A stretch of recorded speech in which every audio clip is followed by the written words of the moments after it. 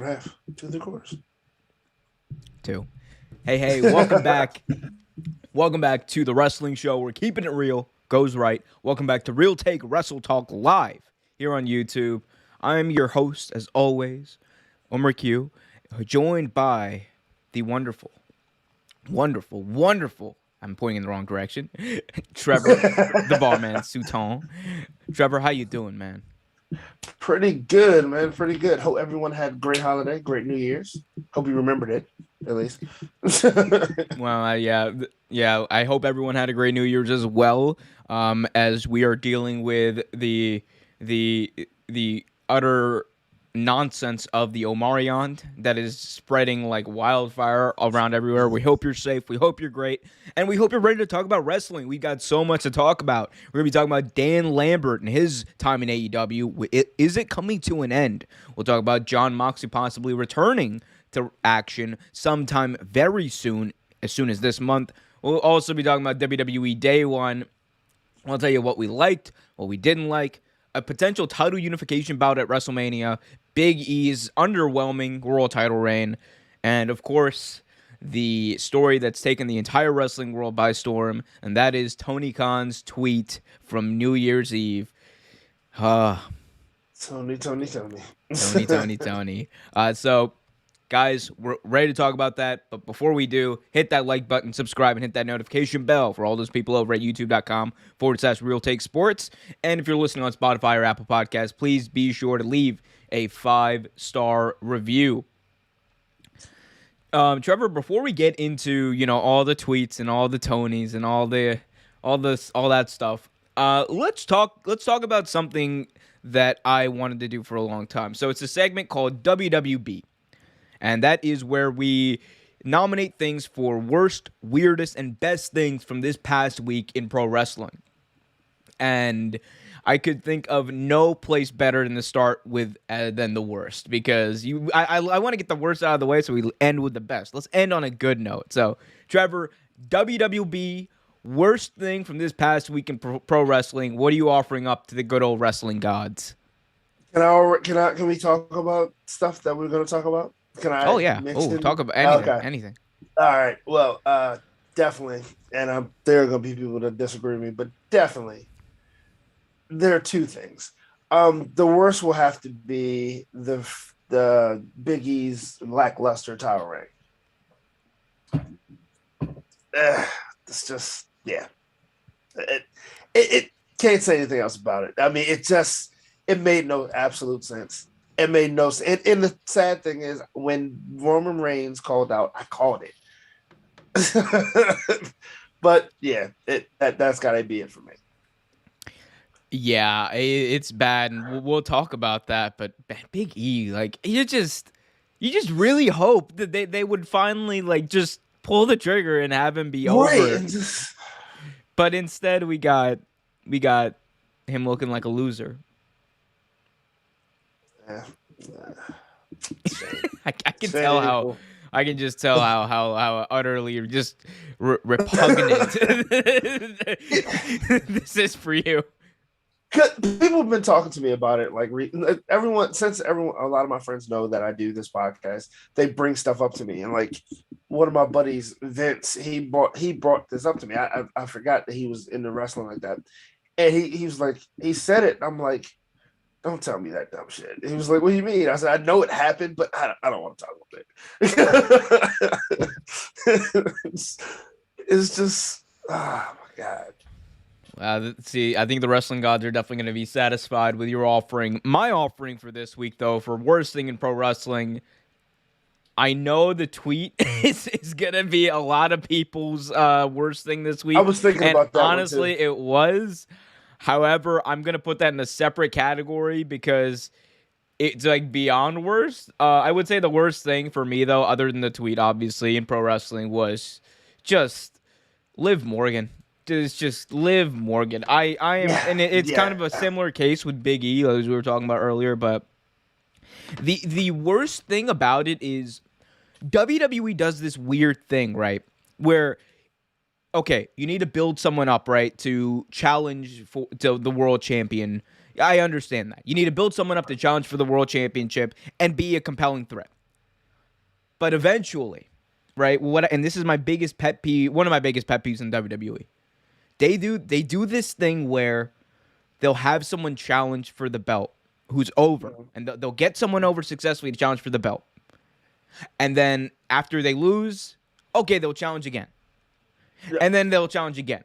And instead of having that one loss to the world champion and then having to, kind of crawl their way back up, which is how you usually want to do it. Because in UFC, Trevor, what's the deal? When you fight for the world championship and you lose, you don't automatically have another rematch and lose again, and then another rematch and lose again. Nope. No, you have to have a fight or two. You kind of have to fight your way back up into that title picture. And that actually makes you look stronger because you're not consistently losing. And that's the thing. Liv Morgan was someone who was over. Liv Morgan was someone who had the ability to not only become a world champion, but she looked like a credible threat to Becky Lynch. And then they had her lose, and she was still over. And then they had her lose again, and she was still over. And then they had to lose this past weekend, and now it's just like you can't even capitalize on any of the momentum anymore because it's all gone because no one takes her as a credible threat anymore. And it's just so WWE. How about this? I think we can both agree on this. Let's offer up WWE's booking as the worst thing in pro wrestling this week. Yeah. Just offer this it up. week, next week, last week. And I think the gods' hunger will be satiated by that. Next, let's move on to the weirdest thing in pro wrestling. And boy, oh boy, there were a lot of weird things this week. What do you think? I'm gonna go with something that probably a lot of people didn't notice unless you watched AEW Dynamite last week. And that was that promo that Brian Pillman cut on Dynamite. One of the weirdest things. Brian Pillman's cadence in that promo was like, you remember like 2006 Samoa Joe in TNA, where it was like, Kurt Angle, you will not defeat me, and I will not allow you. Like it was like he's up and down, like the worst cadence ever. Like that was Brian Pillman's promo on Dynamite. He was just like, Malachi, you will not defeat my resolve. I am Brian Pillman Jr. It was so weird. I was like, I love the fire, but my G just like, do you not speak? Do you not speak to people? Like, what is going on here, Pillman?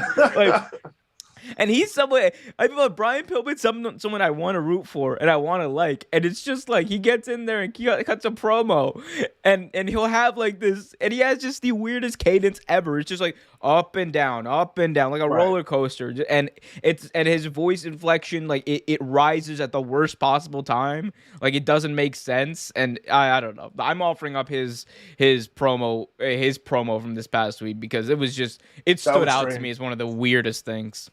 That was very strange. Very, very strange.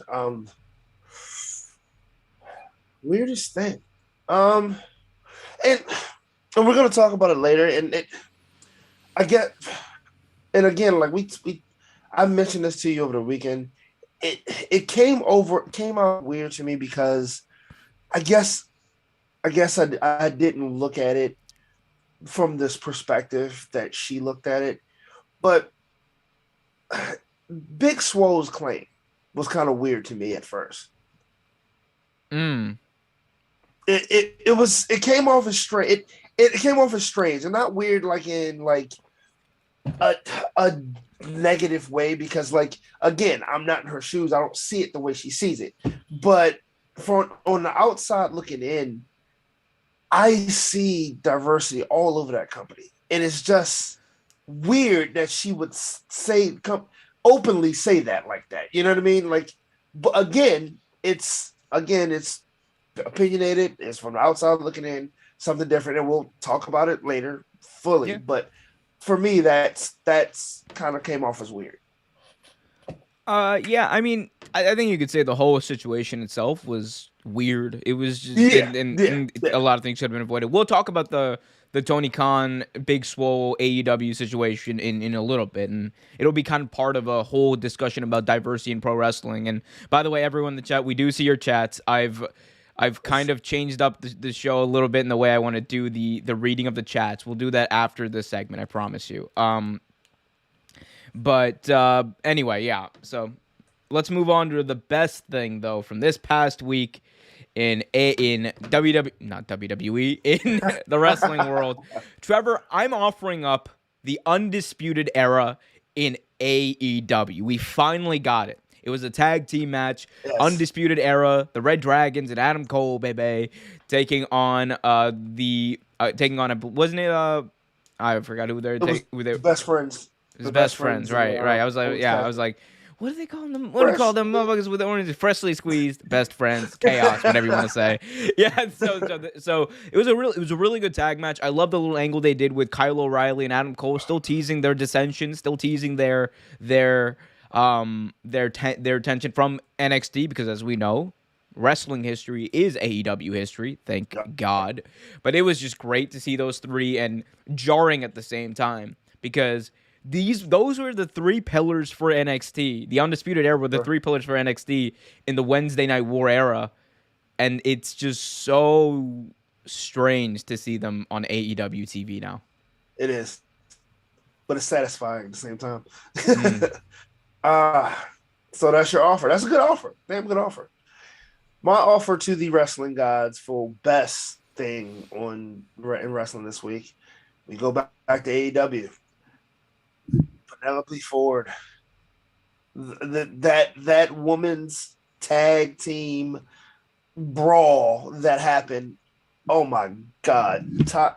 Amazing match. Like, it was such a good match. That is probably my best for this week. Those ladies wrestled their behinds off. Like, it was ridiculous. I'm fucking up. You is my computer messing up, or was that you? You're fine. Just keep going. Okay. Power through it. All right. Not cool. Anyway, but no, it was amazing. Like, Ty Conti, what I always forget her partner's Ty name. Conti, Anna Jay versus the Bunny and Penelope Ford, baby. That was definitely one of the best things. Thank you. I couldn't remember the names. I'm terrible with names. But no, it was an amazing match. Amazing match. Yeah, no, dude, that's a match. The best thing was the sleeper hold at the end with the barbed wire. Oh my God. The Queen Slayer. Oh my God. Yeah, I heard rumblings on Wednesday night about that match, because everyone thought going into that match it was just going to be like, oh my God, another feud between Anna Jay, Ty Conti, and the Bunny, and because it's been going on for a long time, right? Yes, so people were just kind of like, oh, I'm over it. And then I got reports that it was a barn burner on Wednesday night, that it was just great. And I saw a picture or two of it. I was like, oh shit! This is like Ty Conti's face was all bloody. I was like, we got to see this now. And I did, and it was pretty cool. It was actually a great match, and it shows exactly why more women need to be prominently featured on AEW TV, because when given the chance, they flourish. Look at Jade Cargill and Thunder Rosa too, from this past week. Great match. But I think that's the angle with the women now. I think they have a point to prove. And you can see them up in the ante every match they get. You know what I mean? Like, especially high profile matches like this past Friday, like in Jade Cargill as well and Thunder Rosa.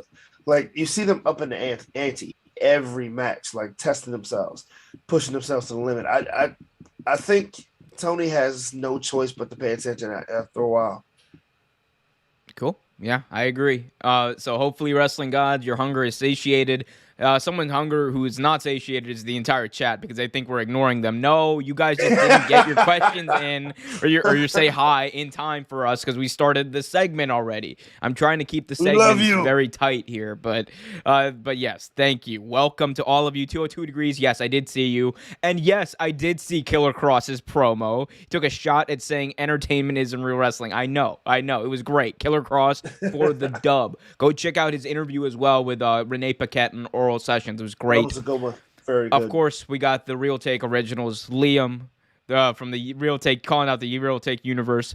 Clap for your longest reigning watching duo. Him and Cincy in Field of Power. Cincy, of course, talking about the Bengals clinching. Screw the Cincinnati Bengals. Big Ticket is really interested in our discussion about Tony Khan, which we will get to in a Oh, we'll second. get into that. Our Definitely big will. Swole Tony Khan discussion. We'll get into that in just a little bit. Ryan Woodridge, right on tap, asking me sports questions on the wrestling show. Ryan, I will get to your sports questions on Real Take Sports Talk tomorrow. Don't you worry. Liam, did I or did I not say Raw would have Heyman saying, "Ladies and gentlemen"? It did, and it also had Brock Lesnar saying, "Acknowledge him, acknowledge him. Yeah. He is the world champion." Yeah. So yeah, got a lot of chats here.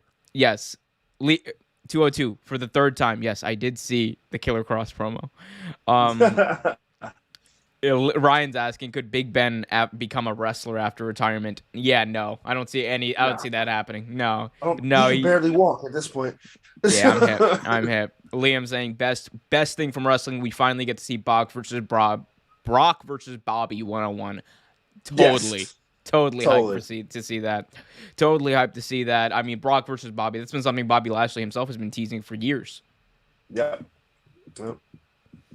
Absolutely. By the time it happens. Yep. So let's move on and talk about AEW, because the talk of the town on New Year's Eve, Trevor, like I think it was like just a few hours before the clock hit midnight, and it became 2022. Yeah. There was a lot of controversy going on in pro wrestling that day.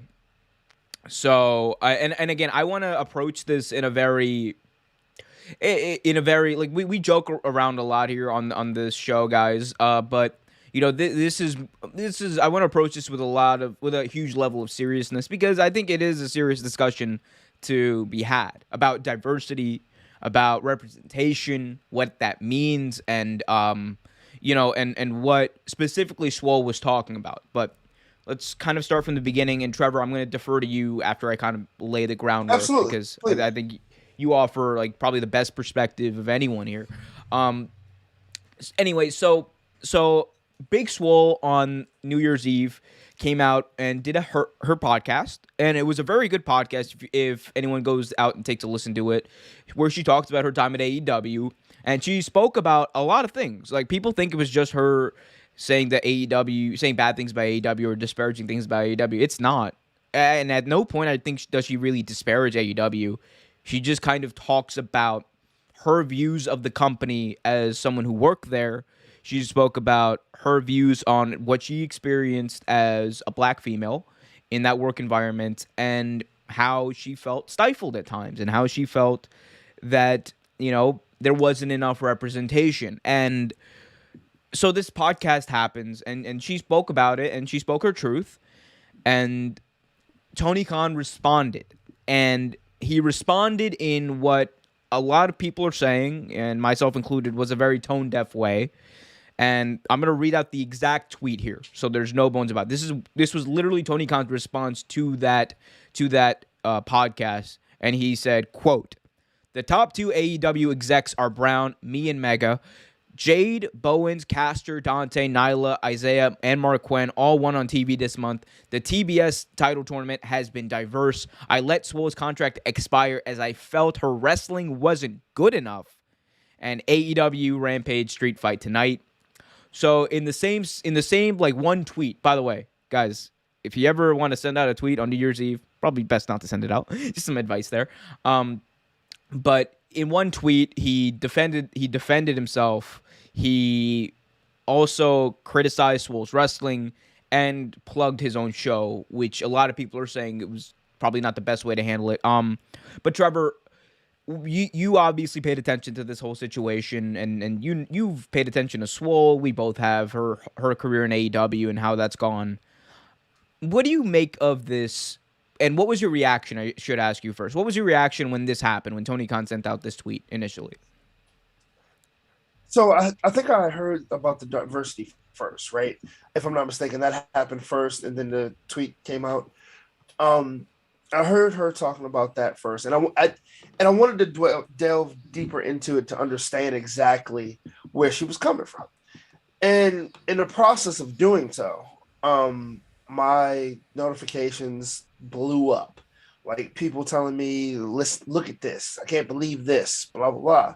And I checked Khan's tweet, and I couldn't believe I just couldn't phantom the fact that he was so tone deaf about this. A man who himself, in his own words, it has brown people in his executives. Sorry, I can't talk. Executives has not only two American people, but two people who are African American and also LBGT. Like he has done this. He has had a lot of diversity, just by not by race, by gender as well. But someone has an issue with what they foresee as a problem. And again, like you said, Omer, it wasn't that she said it bad. She said it like angrily. She just made a point. And this is what she saw with her own eyes. Like I said earlier, I'm outside looking in. I don't see what she sees. And she spoke her truth. His response was like you said, like he responded tone deafly, and he then promoted a show. One, if you believe that her wrestling skills were subpar, you talk to her about that. That's not a tweet you send out. You talk to her about that. Then to arrogantly boast about a show, an upcoming match, that's arrogance and that's a little different disrespect. So to me, it came off not only in a, like you said, tone deaf manner. It came off arrogant and it came off disrespectful. And something that you in one tweet contradicted yourself on. You boasted about the diversity in your company, then trash someone who had a legit issue, and then promoted your company. It does not look good. You don't look good. You don't look good on paper. You don't look good on internet. You don't look good in general. Like, and we've coming back. We're coming back. Don't worry. We're coming back. Go ahead. Continue. Sorry. Okay. Sorry about that, guys. Technical difficulties. Yeah. But I'm not even sure where I was. But the thing about it is, like, whether us as the fans see what exactly she's talking about, I kind of gather where she was coming from, because when she first started, there weren't many African American women. You had Nyla Rose. You also had Sonny Kiss, who also identifies as she, her, and he, him. So you had Sonny Kiss, you had Nyla Rose, you had Brandy Rhodes as well. And then after that, there were a few, but I mean, Brandy Rhodes is a competitor, but she doesn't compete like Big Swole did. Nyla Rose competed, but Sonny Kiss has also other obligations, and so I can understand where Swole was coming from. I mean, because she was on the shelf for a while, and also she didn't see a lot of diversity as far as women, African American women, were in the company. But I just didn't get it, like, at first. But I do see where she's coming from, but I still think that both sides need to come together and talk, because I think both sides are a little confused. In my opinion. So, for those of you listening, I think, like, so Will Washington on Fightful, on the from the Grapsity podcast on Fightful, him, Philip Lindsay, or not Philip Lindsay, but him, and I'm getting I'm getting running backs confused now.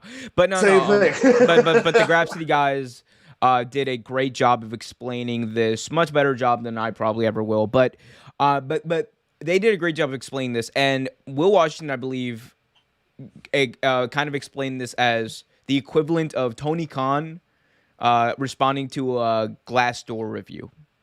Yeah. Like, and I thought that was spot on, right? Because a worker's experience is their experience, whether or not, whether or not the company likes it. And he honestly did not need to respond.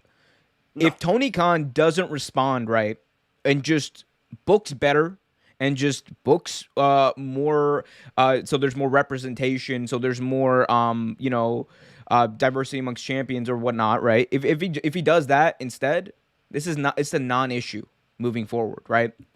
But the fact that I think he did it, and especially the manner and he did it, Trevor, as someone whose job it is to write and vet tweets, I can tell you this was one of the like I this never would have made like this never would have the send button would never have been pressed on this. Oh This was no, one of the absolutely. just probably the stupidest tweets I've seen an owner of a big company make.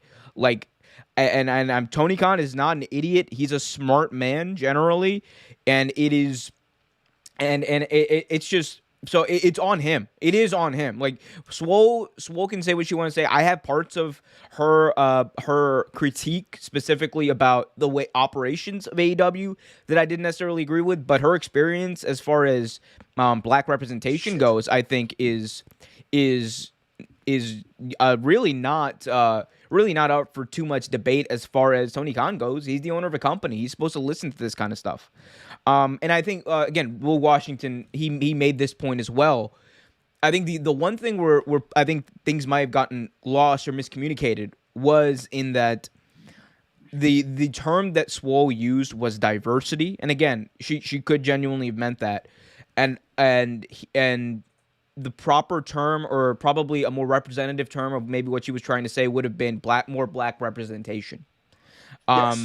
Because AEW, again, people out there might like it, might not. They have the most diverse roster there is proportionally in wrestling. They definitely Like do. it is, and there's going to be this is like such a long discussion to be had, right? And you know, there's going to be a lot of people, and there already are a lot of people who are trying to, you know, invalidate the good things that are genuinely happening for people in AEW. Like Jade Cargill is an example. I promise you, people are going to when she wins the TBS title, people are going to jump on that, and they are going to say, "Oh, they're only doing this because of this tweet that Tony Khan set out because they got blasted for diversity." And for anyone who's been paying attention, like everyone knew Big Swole was going to win the TBS title the second it was announced. Or not Of Big course. Swole, yeah, or Jade Cargill rather. I'm sorry. Yeah, yeah, Yeah, yeah. Jade Cargill. I'm sorry, but yeah, everyone knew Jade Cargill was going to win the TBS title the day it was announced. The second she said that bitch show, no brainer, she was going to win it. No brainer. And I think like when you have her and when you risk that having that being, I should say, invalidated as if she didn't work hard to get where she is. I think that's one of the sad things about this whole thing for me. And then you have all the other people who are also invalidating experiences of like people like Will Hobbs, who came out and he said that AEW was the only place that gave him a chance, and he talked about his own experiences there. And I think it's good that this discussion's happening, right? Because I think there's a lot of room for it, and we'll talk about the importance of representation in a little bit. But I just want to put this out there, because like I I don't want to say sympathize. I definitely relate to Tony Khan in this sense, and that is, like I'm Pakistani. I'm a Pakistani American, right? And I understand. I don't even say I understand. I get the sentiment that if he feels like maybe maybe his own history is being invalidated in some way, or his own experiences are being invalidated. I get why that he would find that offensive. I don't think that he handled it in any of the right ways, because it's just weird to see someone use their own race to invalidate, their former employees' critique of their company. Like, instead of just, okay, you saying that, like, he could have very easily just seen that and been like, oh, okay, cool. If that's what you think, let me go prove you wrong. Like, and Right. that would have been probably the best way to handle it. But it's just weird for me to see that. Like, I sometimes I think people need to just stop talking, stop tweeting, and just be better. Yeah. Exactly. I mean, again, like you said, he could have used his own race and his own experiences, and that could have been that was his mindset. But again, that was probably the worst possible response you could have given any situation. Yeah. it's as far as like there were not only Will Hobbs, a few others spoke out. Leo Rush actually spoke out in reference to Big Swole, and then later not retracted, but added on to what he said, and he was on the side of Tony Khan. I think he spoke about how Tony Khan had helped him. So I'm not really sure he was on the side. I think he was just speaking good, good vibes. So, yeah, and I just want to like kind of like set the record on that. So Leo Rush, the night this happened, he came out and he tweeted, like he basically said, like this is bad. He literally tweeted at Tony Khan, apologize at Tony Khan. So Yeah. he told him to apologize very publicly, and then like I think 2 days later, he talked about how he spoke with Tony, and they had a discussion about representation specifically, which I think again is the key word here, Yep. and the key and the root of the issue. It's not diversity, because again, I don't even need to list out the wrestlers on Tony Khan's suite. Look at some of the first women's champion in AEW. It was who? It was Riho. You look at and then it went to Nyla Rose, and then you had Hikaru Shida, the longest reigning champion in the history of AEW. It was Hikaru Shida, and now you have Jade Cargill up there. Like AEW is showcasing one of the most diverse rosters in pro wrestling, if not the most diverse, week to week. Do they need to do a better job? Insane. Yeah. Do they need to do a better job of showcasing, and representing people in higher and more stakes included storylines? Yes, I definitely think that, and I've thought that for a while. And I think again, for a young company, they're doing well. They could still do better though. We've talked about the women's division ad nauseum, how that's just been treated, I think, bad, just terribly at sometimes. But just kind of like, I guess, splintering off here now. Like so I think the representation issue is the key word and the key thing in this issue. And for those who don't know, Trevor, like just if you can, in your own words, and you can relate it to wrestling or whatever, right? Whatever you feel like it. Like how important do you think that representation is? Like seeing that, so having someone's ethnicity or race or even gender or orientation represented on TV in such a spotlight. It's big. It's definitely big. I myself, I am of mixed race. Mainly, I identify as African American because why not?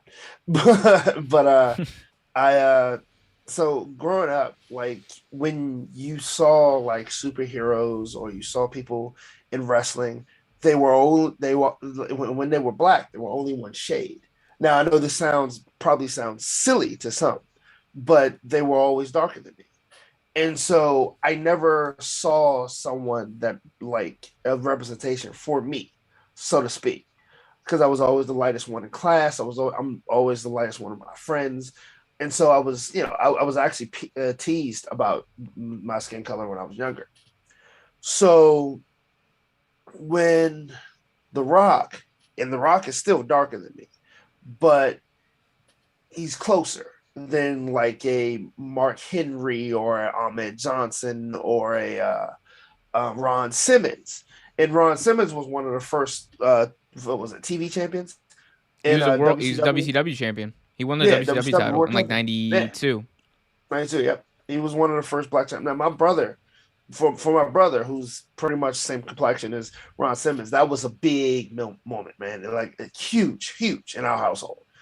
And so, like, for me, I kind of felt like, I mean, of course, I have favorite wrestlers: Owen Hart, Shawn Michaels, Mr. Perfect, guys like that, Eva Razor Ramon. But, like, it was one of those things that I never saw anyone that it was even close to my skin complexion represented in one of my favorite things. Even if you look at superheroes, the Falcon, Black Panther, none of them my skin complexion. And so it was a big thing. It was a definite big thing. And like one of my cousins, she was into wrestling, and until Jacqueline and women like that, she didn't really see any black women wrestle. And it was in it like, I mean, and I'm sure you understand this big more than anyone, Omer. Like the modern day Maharaja when he won the champ, you joke about it, but I mean that It's was true. representation. It No, was you're something for you to see. and I think that gets to the whole reason why, like, there's a lot of people who want to say, oh, representation doesn't matter and doesn't. No, it really does matter Does because, and it's kind of sad that there are some people out there who don't understand what that really means, right? Like, because it does matter. What representation does, it's so powerful because it can literally open up whatever your entertainment space is, whether it's your TV show, whether it's AEW, it could open up AEW to an even broader audience, to a bigger audience, and make them care about what they're seeing. It can make more wrestling fans like again, like in 2017, like that Bray Wyatt storyline happened. Randy Orton won the title. I did not care about SmackDown in 2017. I did not give a crap about it. I didn't watch it. And then what happened, right? Jinder Mahal, like he wins the thing. He wins the number one contenders match. But I tuned in. You know why? Because seeing someone like me who looks like me, even though even though he's Indian, it's like someone who looks like me, who says he's Punjabi, who speaks Hindi on TV. Seeing that to me brought me in because I can relate to that. It's relatable, and that's what I think gets missed by a lot of people who want to make like the argument that representation doesn't matter. It so does matter. It opens you up to a wider audience. It makes it more relatable. And just because you might not relate to it, right, doesn't mean it's not good. You're not going to relate to everything going on in pro wrestling, right? Like I as much as I love Hangman Adam Page, like I can't relate to the beer drinking cowboy, right? I can relate to the anxious millennial part because it's very on brand, right? But you know, and there's other things like that. So, but basically, you know, it really does matter. Like, and I can like say my own experience, like the Great Khali, as shit as that was, It was I something still you saw. watched. My dad still watched. My family still. You know why? Because it was cool to see someone like that. Like, and even looking at someone like Mustafa Ali, like I I tune in to whatever Mustafa Ali is doing because he's from Pakistan and he talks about it, and it's just it Were you a matters. And Sanjay Dutt fan? I don't know about all that. Sanjay Dutt. Oh gosh, bringing me back to oh god, what was that? Paparazzi Productions and the Motor City Machine Guns and Man. Kevin. Oh Oh, god, that love was. most of Machine Guns. One Oh, of my favorite cartoons. you remember? As weird, you remember Kevin Nash's advice to Sanjay Dutt when he was Yeah.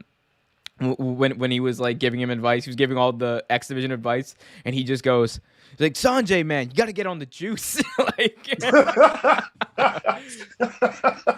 yeah, I know we got off topic for a second, but we did, like but I mean, it was the kind of related. representation is important. It Yeah, is like it definitely is important. And honestly, I still watch Ricochet. He's close to my complexion. Dante Martin. He's a lot lighter than me, but he's my mom's complexion. Like I watch these guys. I'm huge fans of these guys. The Acclaimed, huge fan of these guys because they look like me. So representation is very important. I have a friend who is transgendered and a huge wrestling fan, but really started watching when Nyla Rose started wrestling. yeah. And I mean, Sunny Kiss is not transgendered, but Sunny Kiss is another representation for that LGBT community. So yeah, Absolutely. And yeah, so representation does matter, and you know, and the last point, honestly, of all of this, I think this is something that could have been avoided. Genuinely, I think this could have been avoided if Tony Khan didn't send that tweet. There was no reason to. And I know that, there's a whole firestorm that's going on Twitter still to this day. You have people who are, on one hand, making this a WWE versus AEW issue, which I find just completely disgusting. If you are, stop it, because way more childish than anything else going on. So please stop that, because it's just like I don't know how you get from point A to point B, as if WWE is above criticism of in when it comes to race. Their owner literally went on TV and said the N-word because he could. Come on now. Exactly. And walked off and strutted. No, come on. This is not like it. Yeah. So so I don't want to even give that any light. And there's also people who are trying to invalidate Swole's opinion and her experience, and I just think that's just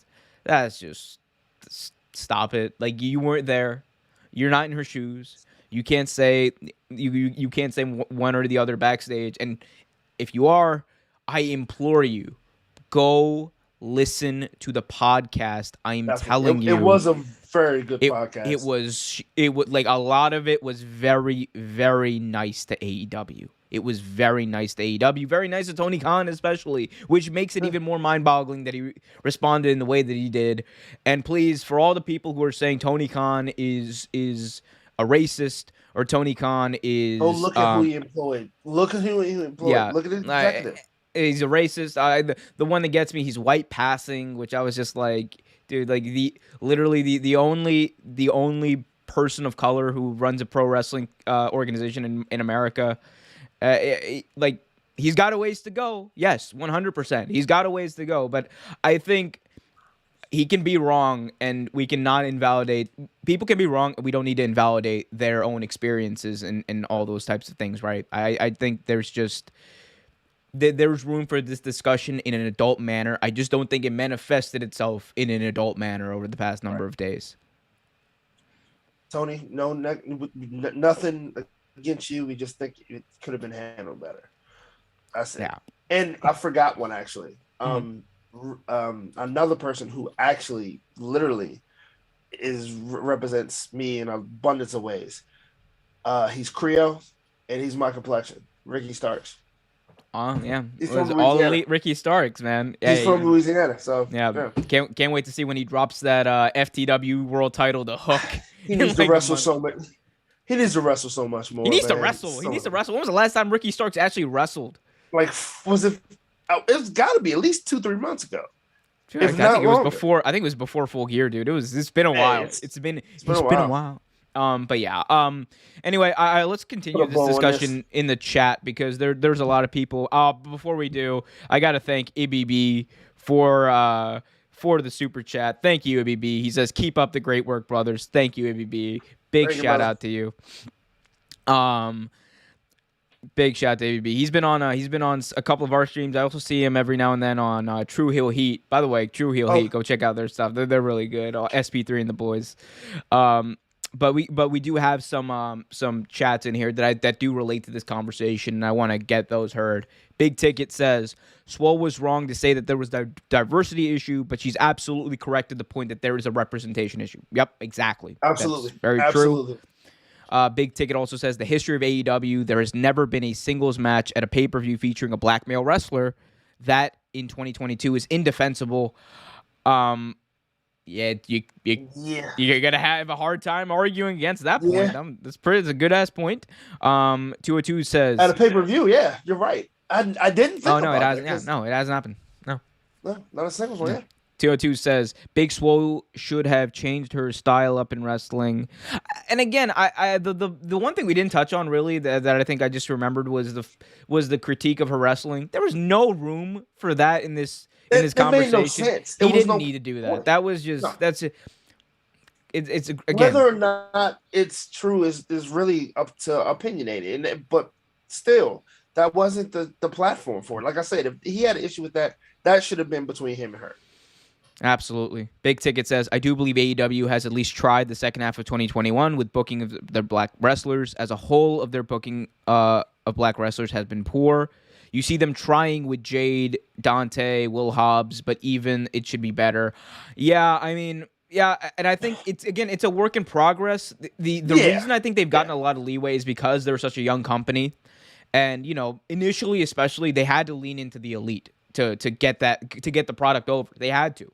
They had to lean into the elite for a solid 6 to 8 months at the Yeah. beginning of that company to get the product over. And then I think they felt the need to even more once the pandemic happened. And it's been slow, or get too slow, I think. But I mean, you also I gotta put in the consideration that Lee Moriarty has been killing it on Dark, oh my God, and although in those shows. I mean, like, true, they own on the main shows, and I'm not taking what you away from what you say, Big Ticket, because you're absolutely right. But you also gotta understand they got two more shows that they put a lot of people of color on those shows. I mean, Jade Cargill for a long time before she was on, because if you remember that Shaq match, and then she was gone from TV for a while, and you got to understand she was on there, and so was Red Velvet. You saw a lot of people of color there. Now, as far as the main shows, you're absolutely right. There needs to be more representation there. yeah. Big Ticket says, oh, sorry. Brian's asking, hi, bro. Could you see Big Cass go to AEW soon with Enzo? That's not happening.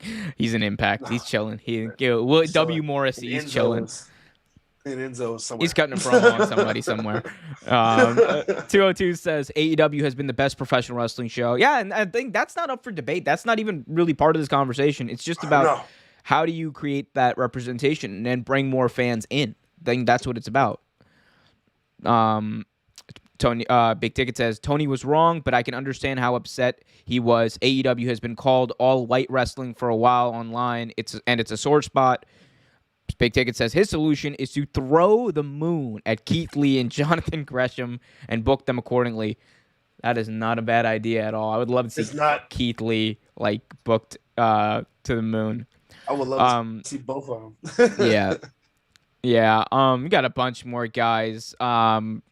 Yeah, and CC is also here. Says representation of the Latino community has definitely improved too. Absolutely, yeah, absolutely. You got Eddie Kingston out there who's cutting some of the best promos in pro wrestling right now. The AEW World Tag Team Champions, the Lucha Bros. I almost called them Lucha Express. I was like, wait, that's wrong.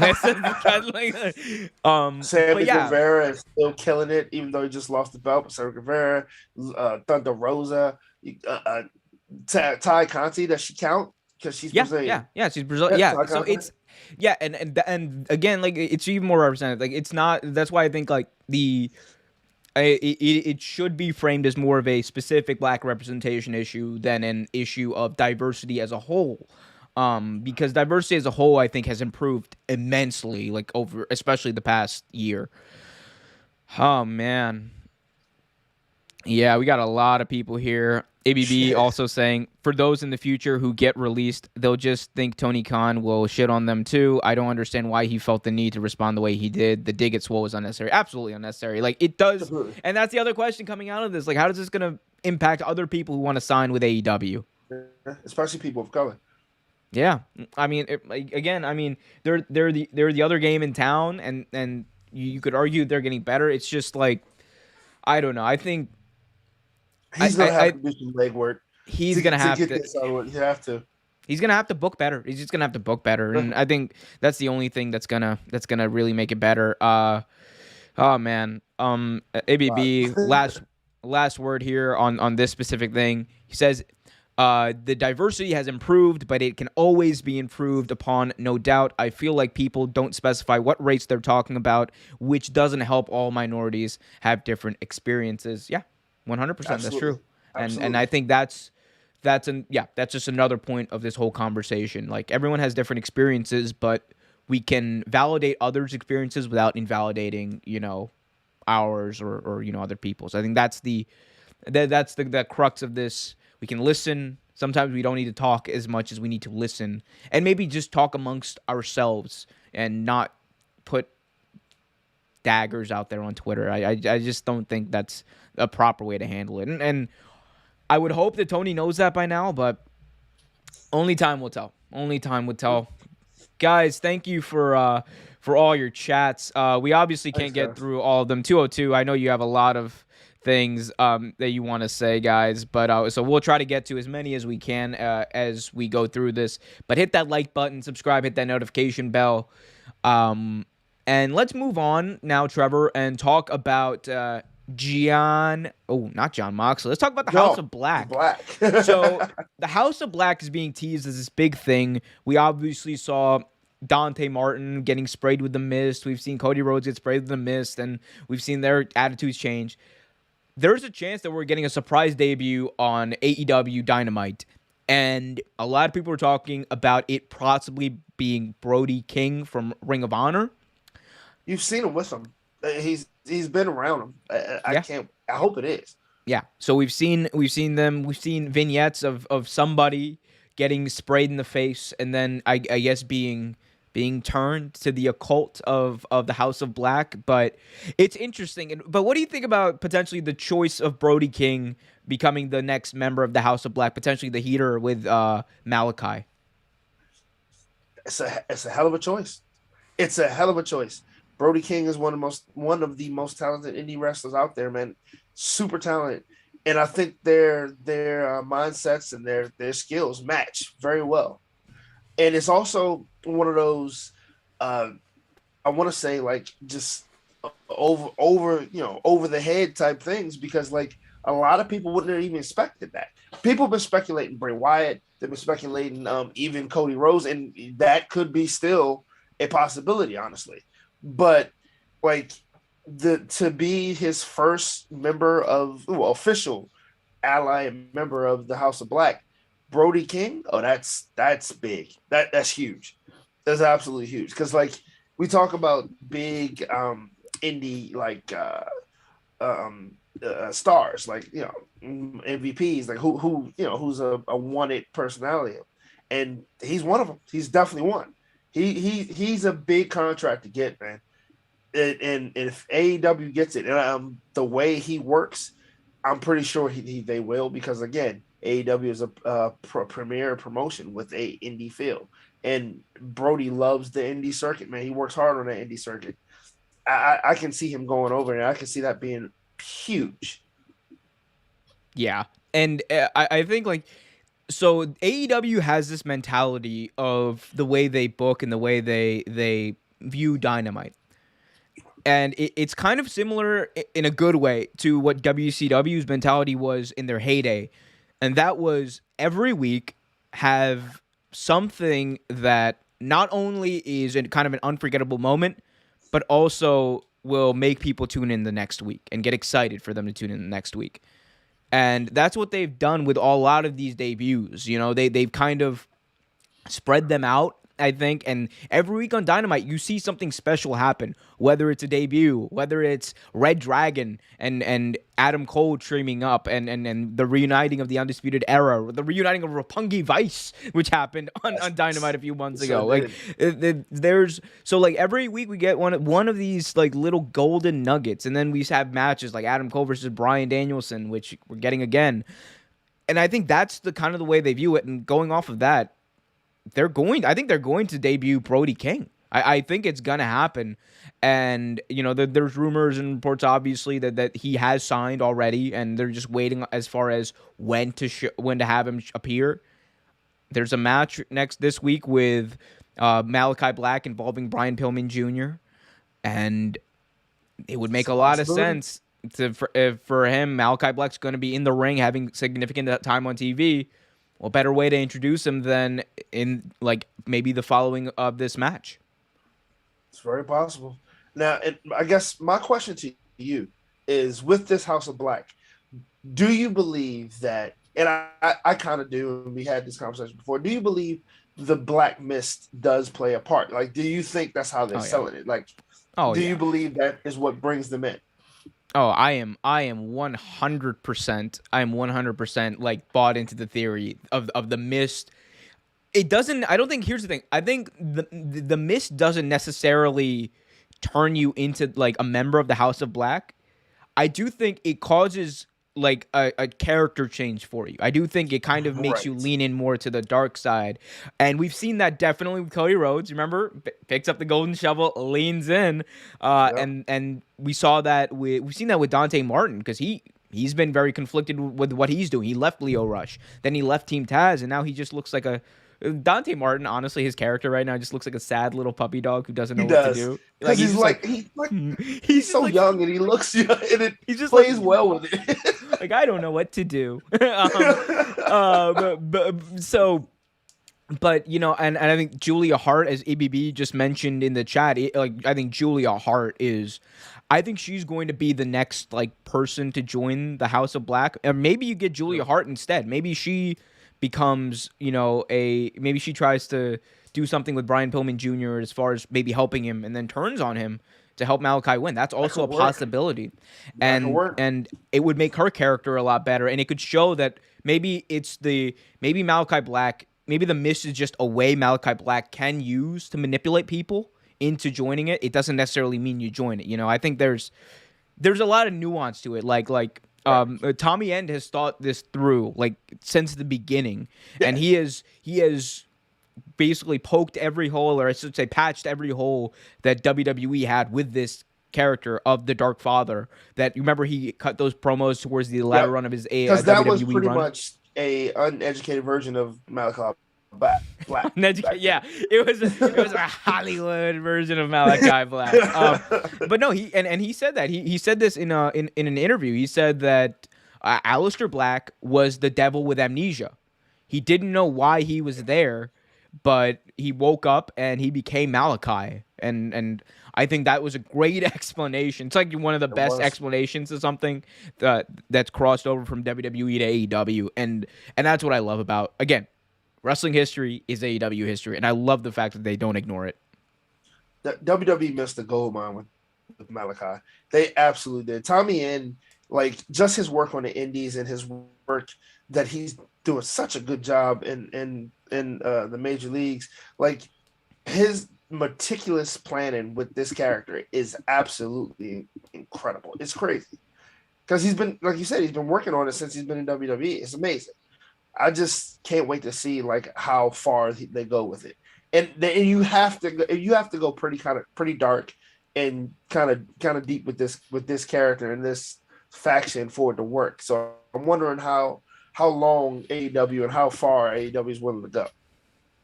Just let's make it like everyone is in the House of Black. Let's just make let's like there's only one person left. It's Tony Khan joins the House of Black. Just like they all win the titles.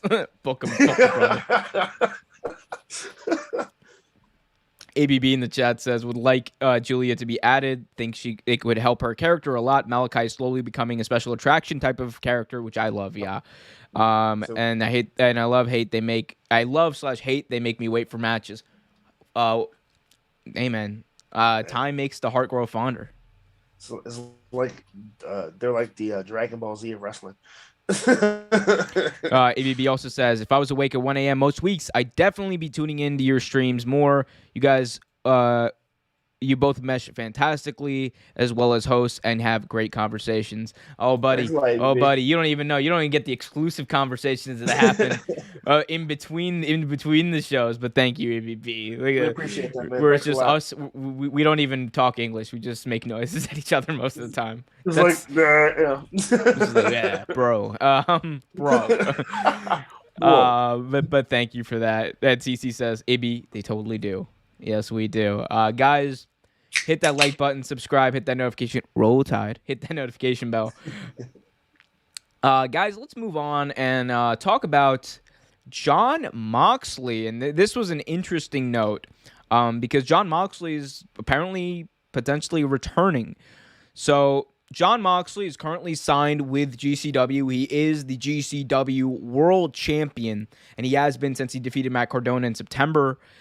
And GCW has this huge show set for January 23rd, and there's some rumors and innuendo that Jon Moxley could be returning. And as we know, Moxley has been in inpatient rehab for a while now. He, obviously was dealing with his issues there, and a lot of speculation has ramped up because GCW has not taken the title off of him, and they've repeatedly said that Moxley is their champion. And they confirmed that, Homicide is going to be a number one contender for the title. And he won the battle royal at Do or Die. They said that he's going to be facing Moxley at a future date. They have not confirmed that it's going to be at this Hammerstein Ballroom show, but there's a lot of indication that it could be, and it's got people talking. Trevor, what do you think about this? The potential of Moxley's returning later this month. It makes so they mentioned when this all happened, like I want to say maybe mid December. I heard that he was going to be making a appearance at some. It wasn't GCW. It was another wrestling promotion closer to the end of December, beginning of January, and that he and even his wife talked about him potentially coming back, around this time. So it's been in the talks for a little bit, and I mean, I think I speak for everyone when I say I'm very happy to see him return. I'm very happy to see that, he took the time he needed and he's not rushing it. He's not rushing it. And like from what I did hear, I don't think he's gonna be like full time again until later on. I think he's gonna do matches here and there for different promotions, like for GCW and maybe for some New Japan stuff too.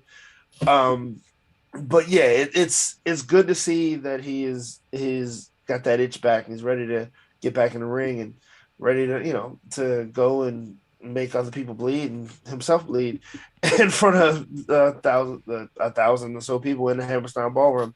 But you almost said thousands of people at a GCW show. I changed it to 1,000 of people, but but no, 1,000. Definitely I think hundreds. GCW is a good place for him to come back. Yeah, probably. I think GCW is a good place for him to come back, though. I mean, where he wet his beak for in the first place. He's a deathmatch, aficionado, man. That's where he started. That's where I saw him, biting boards and biting on fucking pizza cutters and shit. Yeah. That's what I remember. So it makes sense that this is where he returns. This is fun for him. You know what I mean? He has a good time doing this. There's nothing I would love more than to see Jon Moxley back in wrestling, healthy, in a better mindset, with his head cleared, and probably in the best shape of his life. This is probably some of the longest time he's had off since he left WWE. So, or even before that. Like I think, as long as he's healthy and he's happy where he is and his family's happy where he is, I am excited to see whatever he does, like genuinely. And whether it's and I'm sure Wrestling Homicide is something that's been on top of his list for a long time as far as things he's wanted to do. Like having Homicide in a main event spot on a wrestling show in New York that's sold out is not something that, and a lot of people thought would happen in 2021 or 2022, I should say now, but it's happening. And it just shows you just how crazy and wild the world of wrestling is now. It absolutely is. Like, I mean, who thought? Because I was trying to remember if they've ever wrestled, and I don't think they ever have. Not to my knowledge, because Mox, remember, he spent a lot of time. He spent a lot of time in WWE, and prior to that, he was doing a lot of deathmatch stuff. But Homicide was in TNA, and he was doing a lot of stuff in Mexico. Like he's been around. He did some ROH stuff too, if I'm not mistaken. Yeah, but Mox was never really in ROH. Yeah, he never was. Mox was always New Japan, CCW, GPX. He had that. Remember, they never really crossed paths before. I mean, anyone who likes good wrestling or death wrestling is gonna enjoy this completely. Anyone who you mean bad wrestling? Shut up. Oh man. Well, good on you, Mox. Glad to see it. If it is true, I can't wait to see it. Trevor, let's move on to our next segment. And again, this is going to be a little bit different than what we usually do. Trevor, 2021 is gone. 2021 is gone, and we are now in 2022. I want to take a look back as we offered up our WWBs. I want to offer up some real takies awards. Okay, real takies. No, but some year-end awards, and I kind of want to get your feedback on this. So let's go through some superlatives and see what comes up. So you can nominate only one thing though for each of these categories, and it could be Gotcha. about wrestling all around the world, and it's your nomination, but you have to explain why. All right, all That's right. what I have You to ready think. All right. all right. You ready to start off? Let's go. What's going Show of the year. on? Oh, for Show of 2021, the week. show of the year. Sheesh. There's a lot of them. It's a lot of them, dude. It really, really is. Uh, I'm gonna take the low, the easy one, and just say, the CM Punk show when CM Punk came back. Oh, so you're not even saying a paper. You're saying did AEW the first dance. The first dance, yeah. And the reason, and I'm saying that for a number of reasons. One, CM Punk hasn't been in wrestling for 7 years, right? And we all know, if you know anything about CM Punk, he had his own demons. He had things he had to deal with, and honestly, didn't even think he would come back to wrestling. Like it was one of those things where it was the right time, right place, right time, and Tony Khan happened to reached out to each other pretty much, and that was a conversation they've been having for a while. That wasn't something that just happened in like 6 months. This conversation's been going on for a while. And to see that culmination of just the time Tony had put in to make a relationship with Punk, and the time that Punk took to get back to who Punk was and who Punk used to be, and get in that happy place, it was beautiful to see. It really was. In my 30-something years of life, I don't believe I've been that excited to see a wrestler since like maybe Owen Hart or Shawn Michaels. And that was amazing. That was absolutely amazing. And that's my pick. It definitely for me was like the moment of the year. And I get why you say that, because it was just such a monumental show. It changed pro wrestling. Forget AEW. It changed the landscape of pro wrestling. And for every years match to come. was good. There wasn't a bad match on that show either. Like every match was good. Yeah. And it was an hour-long show too. Half of it, 30 minutes of it was Punk. and like I think they've managed to fit like 2 or 3 matches on there too. So that was, hey, hey man, I get that. I see that. I'm gonna go a little different though, because I'm gonna go with more of the traditional route here and do a pay-per-view. Okay. And it's show of the year. I think, with all due respect to WrestleMania, both nights, both of them were great shows. With all due respect to Full Gear, All Out is the best wrestling pay-per-view since WrestleMania X7. I said that. I said that. Yeah, exactly. I said that when the show ended, like the night it ended, and I did a review about it. I said that, and to this day, you stuck by it too. Stuck by it, and it holds up. It had the greatest steel cage match in wrestling history with the Lucha Bros versus the Young Bucks. It had a great match at the end of the night with Kenny Omega and Christian Cage, followed up by 2 landscape-changing debuts. The in-ring return after 7 years of CM Punk and wrestling Darby Allin. Yep. We don't talk about Jericho versus MJF. And you know, like even the smaller moments, like Paul White, Big Show's first match in AEW, like people, like, you know, they don't. It did what it needed to do. It did what it needed to do. And so, you know, Eddie Kingston versus Miro was a really good match. It just felt big. It's like that. It was that thing.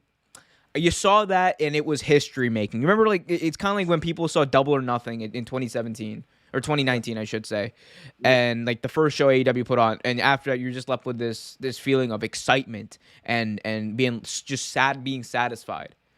There's no one who watched that pay-per-view unless they're, you know, unless they seek things out to hate. If you're a wrestling fan, you watch that pay-per-view, you were satisfied because it was just perfect in almost every way. And show of the year, I give it to that. I understand totally why you give it to the first dance, because that's like had probably the greatest moment of the entire year and a like historic said, moment in wrestling wrestling. landscape for Oh yeah, possibly forever. Who knows? Yeah. But oh yeah, good stuff here.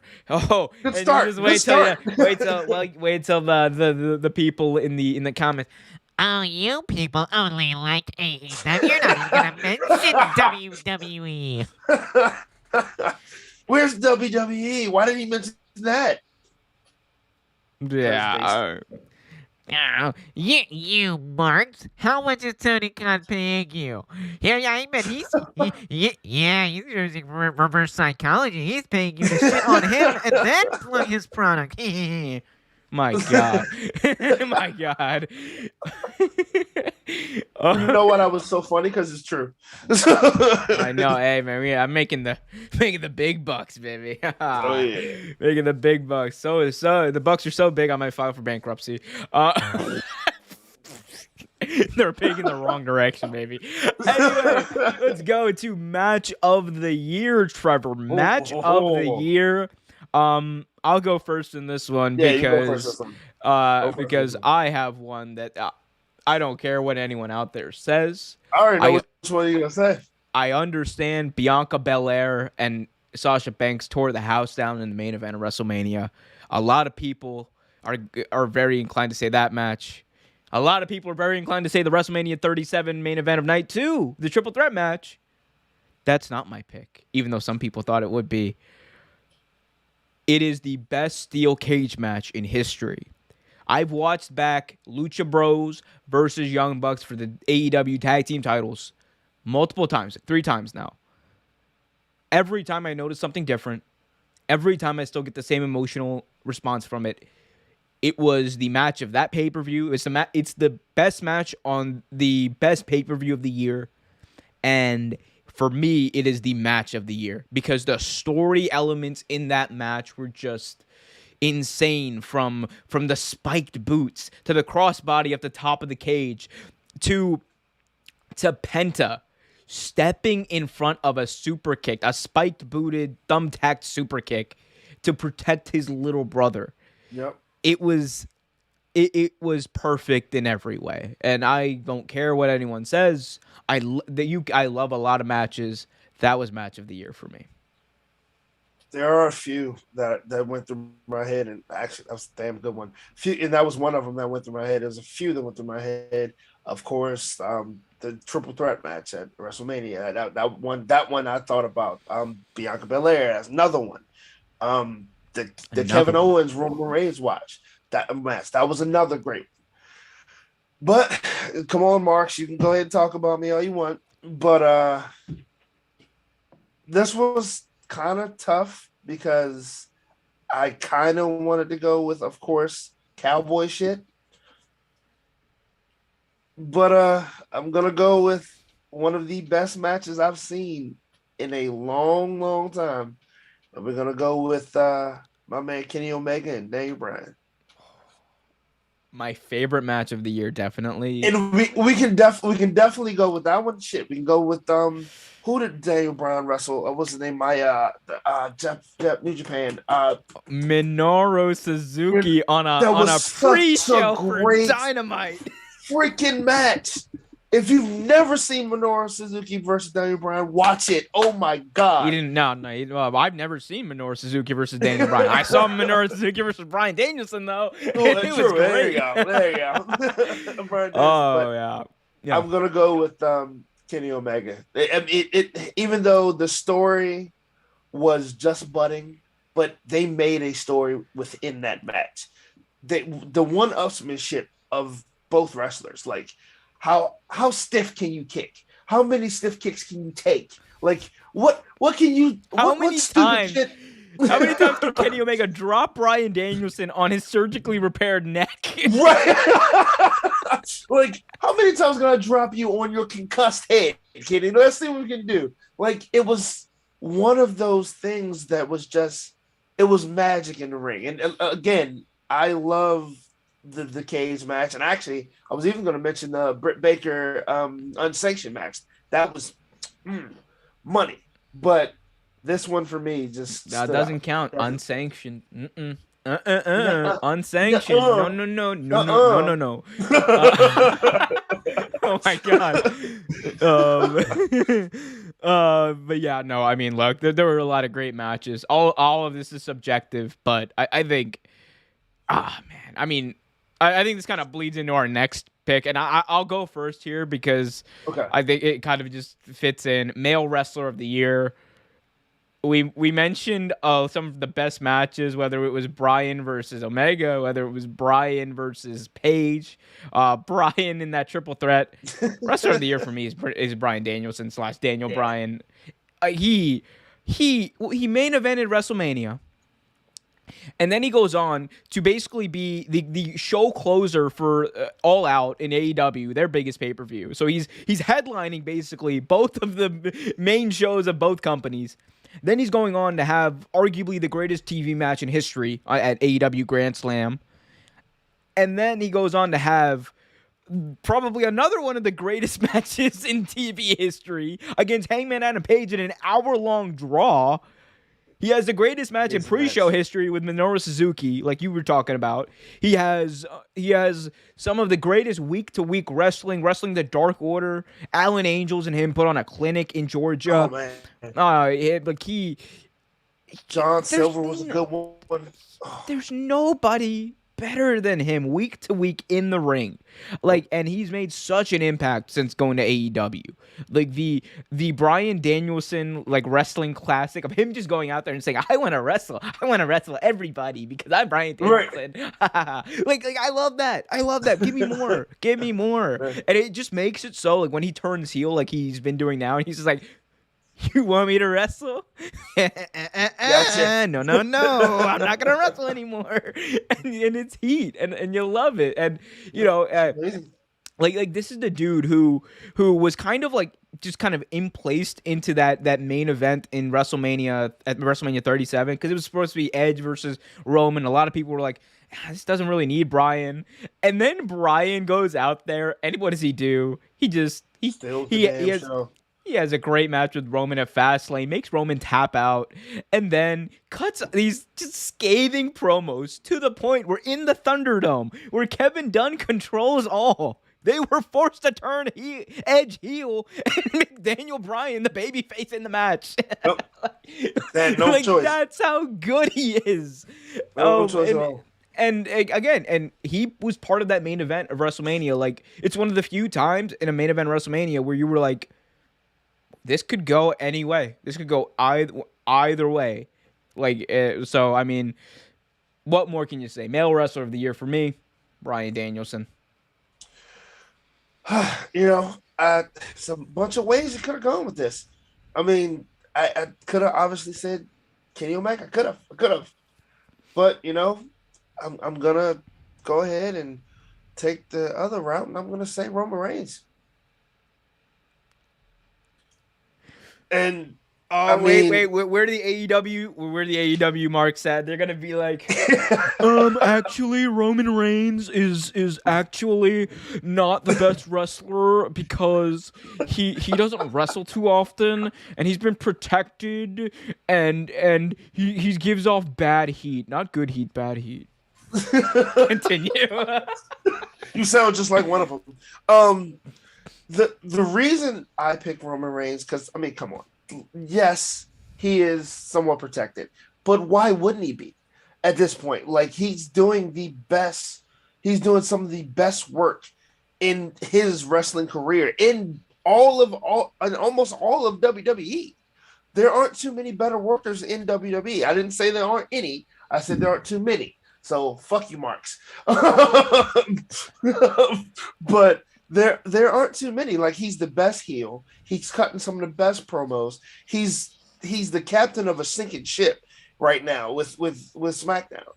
He's the best thing on SmackDown, and even though a lot of what he's doing, unfortunately, is getting a little stale, but he's still the captain of that sinking ship. He's going down with the ship, and he's doing a damn good job of it. He's done some great work, and other than Daniel Bryan, other than Kenny Omega, and believe it or not, other than Darby Allin, and there's a couple other people you can throw in there. He's one of the best. So you know what? My hat's off to you, sir. He's so good now. Like He is. imagine if they'd done this 6 years ago when we wanted this. Like literally all we wanted was Roman It's to just kind of go like out there. too little, too late, right? It almost was actually. It almost was. If they just were able to save Roman because for a while there it was just like, come on, dude. Like all we wanted, all wrestling fans really wanted from Roman was for him to just go out there, be a badass, and beat people up. And just Exactly. assert his dominance. That's all you wanted out of Roman Reigns. Instead, we got suffering succotash, son. And Oh my god. and like he's coming out with his Shield music. He looked like a geek. He Roman did. looked like a geek for like the first like few years of his singles run. He wore the same Shield like vest. I'm just like, dude, They didn't change why? his gimmick. They didn't change his music. He was still talking about, I'm the big dog. He's The still big trying dog, to be the the hero. big dog in the yard. This He's is the my Undertaker yard. from 2001. The Undertaker. I'm the big dog in the big yard with the big House. entrance music. Keep on rolling, baby.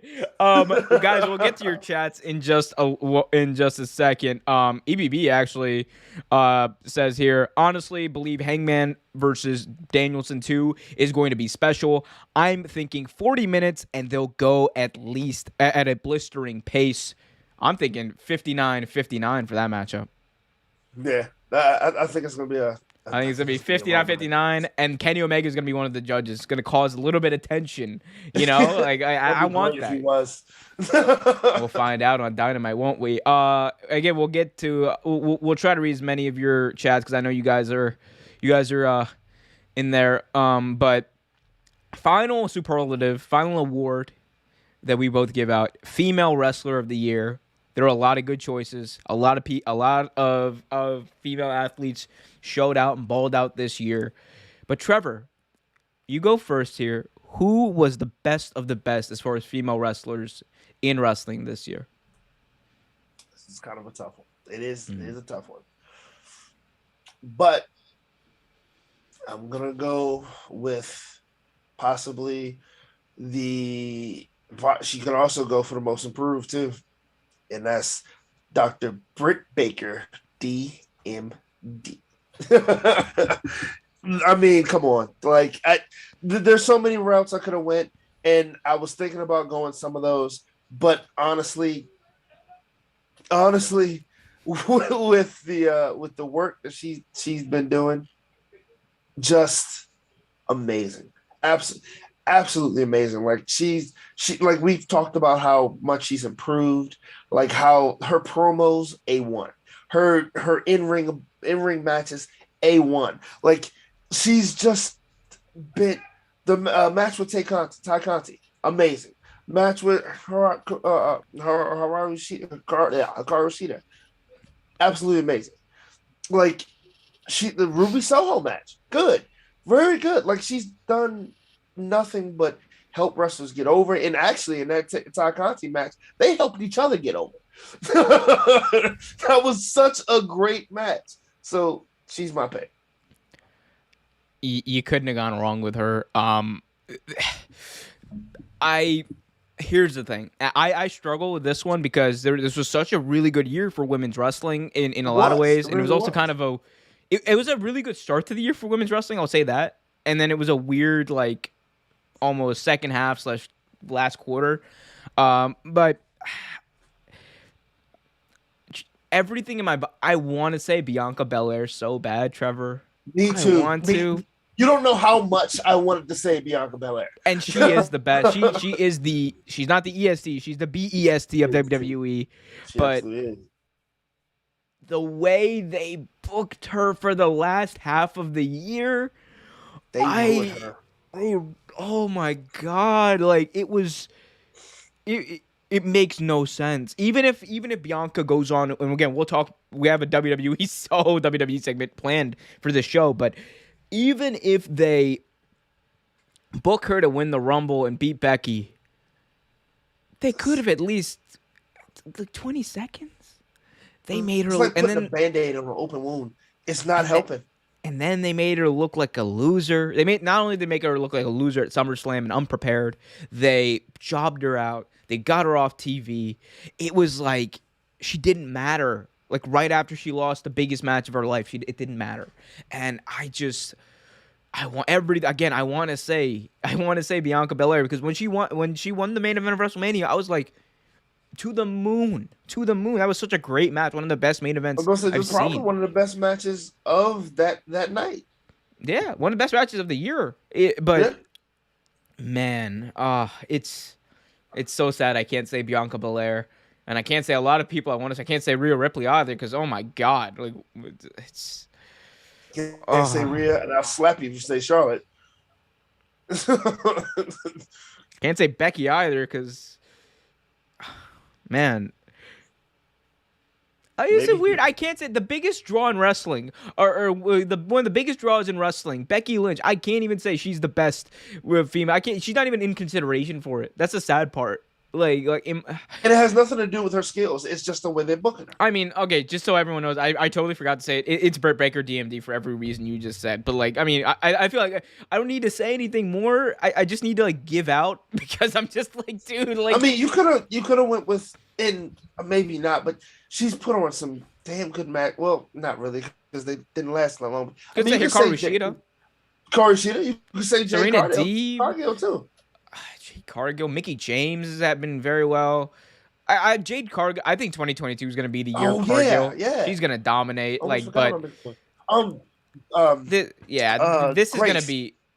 Yeah. I think this is going to be 2021 is going to go down as the year of the Good Doctor, Britt Baker, and the champion for RH, the female champion for RH. Oh, Casey, yeah, it's Roxy. Sorry, it's such a great. It's such a great. Women's wrestling is great. God bless them. God bless everyone who books wrestling except for WWE. It's just so bad, man. And we'll get to some bad booking about WWE in just a minute, but oh man, we got some chats here. ABB says Moxley being able to publicly announce he's getting help was huge. The reaction this man's going to get in the Hammerside Ballroom and everywhere he works is going to be crazy. Absolutely.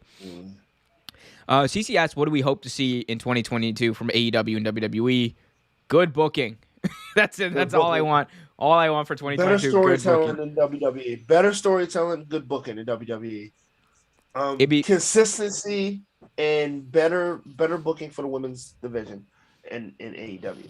ABB weighing in on best event of the year. He says he'll go with Grand Slam. The aesthetic of the show was beautiful. The atmosphere was insane. And that Kenny Bryan match and stare down as the crowd just loses their shit. It was great. What's this here? K to the C says, hello, HMO recommended you to me since you're into WWE. Oh, that's my boys over at the HMO podcast. Oh, give them some love, by the way. YouTube.com/HMO podcast. Brooks and Pedro. Love to see that. Yes, we do talk about WWE here. Talk about WWE, AEW, pro football, the NBA. We do it all here. Real take. Nation, stand up. Jack of all trades. Jack of something. ABB says, I expect to see an insane cage match. What I didn't expect to see was Penta, of all people, making me emotional. My pick is Hangman versus Bryan Danielson for match of the year. I am a Handman Mark. Honorable mention to Omega, Orange Cassidy, and Pac. Oh, yeah, that was also a great match. Oh, man. That was a good one, too. Yeah, I mean, Foundry's joined the chat as well. Says Marty Bell has improved a lot since Allison Kay and since teaming up with Allison Kay and NWA as one half of Hex. Kara Hogan, of course, has improved. I think Kara Hogan has a huge future with AEW. Yes. Love Kara Hogan. Foundry says Roxy would be great in AEW, but she already signed with WWE. Did Roxy sign with WWE? She had a tryout.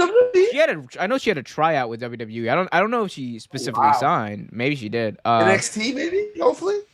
NXT 2.0. We're gonna book her, and she's gonna be a millennial. She's just gonna be everyone in NXT. They're giving us they're a millennial. And they're all heels. Notice that all heel. If you're a millennial, every last if you're one woke, If you're woke in NXT, you're a Even heel. the ones that we like.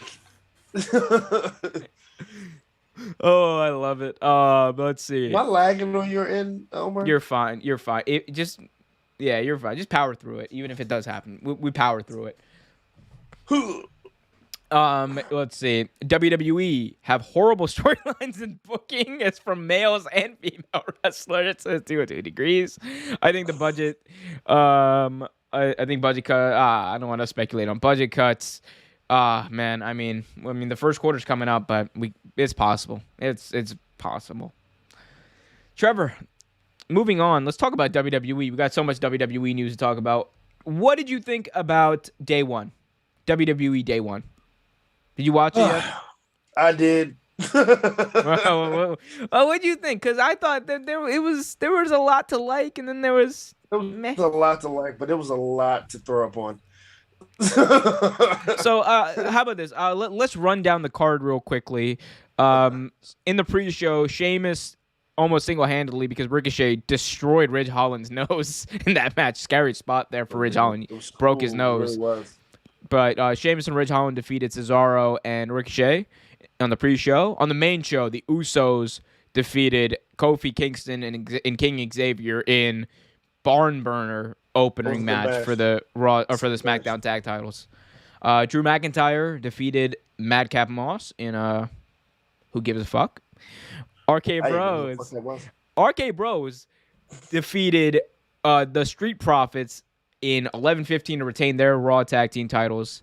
Edge defeated The Miz in 20 minutes for whatever reason they were wrestling. Becky Lynch jobbed out Liv Morgan in 17 minutes, and Brock Lesnar defeated Big E via pinfall in a fatal five-way to once again become reigning, defending, undisputed WWE heavyweight champion of the world. Again, a lot of ups, some downs, but oh man, what'd you think about this show? It was interesting. It was interesting. Like you said, there were some ups, there were some downs. I feel in most cases, a lot of the downs kind of outweighed the ups. It was an okay show. It wasn't one of those things that you're like, oh my God, it was fantastic. You need to watch this. It's amazing. No, it wasn't. It was good. It wasn't great. And it was okay. So maybe a C, maybe. Oh man. I just it was I you know what I loved about this? I love the tag team matches. The tag team matches were This was really good, which is interesting because WWE doesn't do tag teams very well. Like Randy Orton with Riddle, this is some of the best work of his career, honestly. It's literally some of the best work of his career. Like, him and Riddle were great. And I mark out for Montez Ford all the time because I think if I'm WWE, like, I literally saw Montez Ford fly off the, like, he did a running start from one corner to another and flipped over the turnbuckle, over the ring post to the outside, did a backflip. This man literally flew before my eyes, and I'm like, I saw that, I said, he needs to win the Royal Rumble. I don't care what they do. I don't care whether we're moving towards a title versus title unification bout. No, Montez Ford needs to win the Royal Rumble. This dude is, he's a superstar. He's got the best frog splash in the business. This dude is a superstar, and he can cut promos. He's got the look. He's got the swag. He's got the, just book him to win, please. Like, he's one of the better high flyers, and he's like, what, 6'2", 6'3"? The man is ginormous, and he's jumping over these ropes like nothing. Like, my dream triple threat is Montez Ford versus Rey Fenix versus Dante Martin. Ooh, my God, imagine that. Oh my God, that's a good one. Because it's funny you say that, because I was going to compare, well, not compare him as skill, of course, but compare him as like explosive talent, like Rey Fenix and Montez Ford, and also Dante Martin. All three of those guys are very explosive. Yeah, I know. Like I've repeatedly said on this show that Ray Phoenix is probably my most fun wrestler to watch perform in the ring. I think, dude, I think Montez Ford's giving him a run for his money. Like He is. He really I, is. the storylines are absolute garbage, but every time I see him wrestle, I'm just like captivated. Like this dude is the most entertaining thing, like in the ring that WWE has. And Why is he not saying wrestling something more? because it's WWE. There's that. I mean, shit. They got one of the second best high flyers in the world is Ricochet, and they don't use him at all. Oh man, and it's just like, with all this talk about representation, and it kind of goes into our next segment about like because a lot of people were saying, WWE does have a lot of very good representation, which you could agree. I agree with like you do have great representation, like, and you have Bianca Belair who main evented WrestleMania. Sasha Banks and Bianca Belair main evented and had the I believe the first match with two African Americans in the main event of WrestleMania, and that's a huge freaking deal because people are going to look at that, and especially a lot of people of color, a lot of black people are going to look at that and be like, they did that, and they're going to tune in. And it's a special moment. Kofi Kingston having his big moment against Bryan Danielson. It's a big moment. Might not mean a lot to a lot of other people. Jinder Mahal winning the WWE title at it's a big moment. At Battleground. I mean, it was a moment to a lot of people. We talked about it earlier. It meant something. An entire country, 1 billion people marked out when that happened, and nobody heard it. True. I mean, it's the same way when Eddie Guerrero won the world championship. It's the exact same way. Or when Ricky the Dragon Steamboat won the Intercontinental Championship. It's that's what happened. I mean, it's representation. Whether it means something to the white guy or the Indian dude sitting next to you, it means something to you, and that's all that matters. Absolutely. Well, Trevor, I think we can bleed in this. Speaking of representation, so WWE kind of sabotaged every single iota of credibility they had in representation with Big E's title run. I mean, I loved the fact that Big E won. I didn't like the fact that there was no build up to it, really. They just kind of happened because in response to AEW beating Raw in the demo, which I guess it's a bit of a story in itself, and it's good that they trusted Big E to be able to capitalize on that big moment. I think that shows you that Big E actually is a draw. But needless to say, Big E's title reign has been lackluster, has left people wanting, and it's no fault of Big E. It is absolutely no fault of Big E. Big E is someone who you just see him win the ring and you want to root for him. Exactly. It's very similar to, I think we were talking about this, with Bianca Belair a few months ago, where it was like she's just got something about her. It's this charisma where you like. I mean, and Big E's one hell of a promo, by the way, too. Like, he cut a promo on day one where he's like, "Give me your Rollins, give me your beasts, give me your Kevin Owens. I will line them up and break them down." I was like, "Ooh, Big E coming in with the heat." Big E cuts great promos, man. He really does. He cuts great promos. He looks great. He's fun, and you want to like him. It should have worked, Trevor.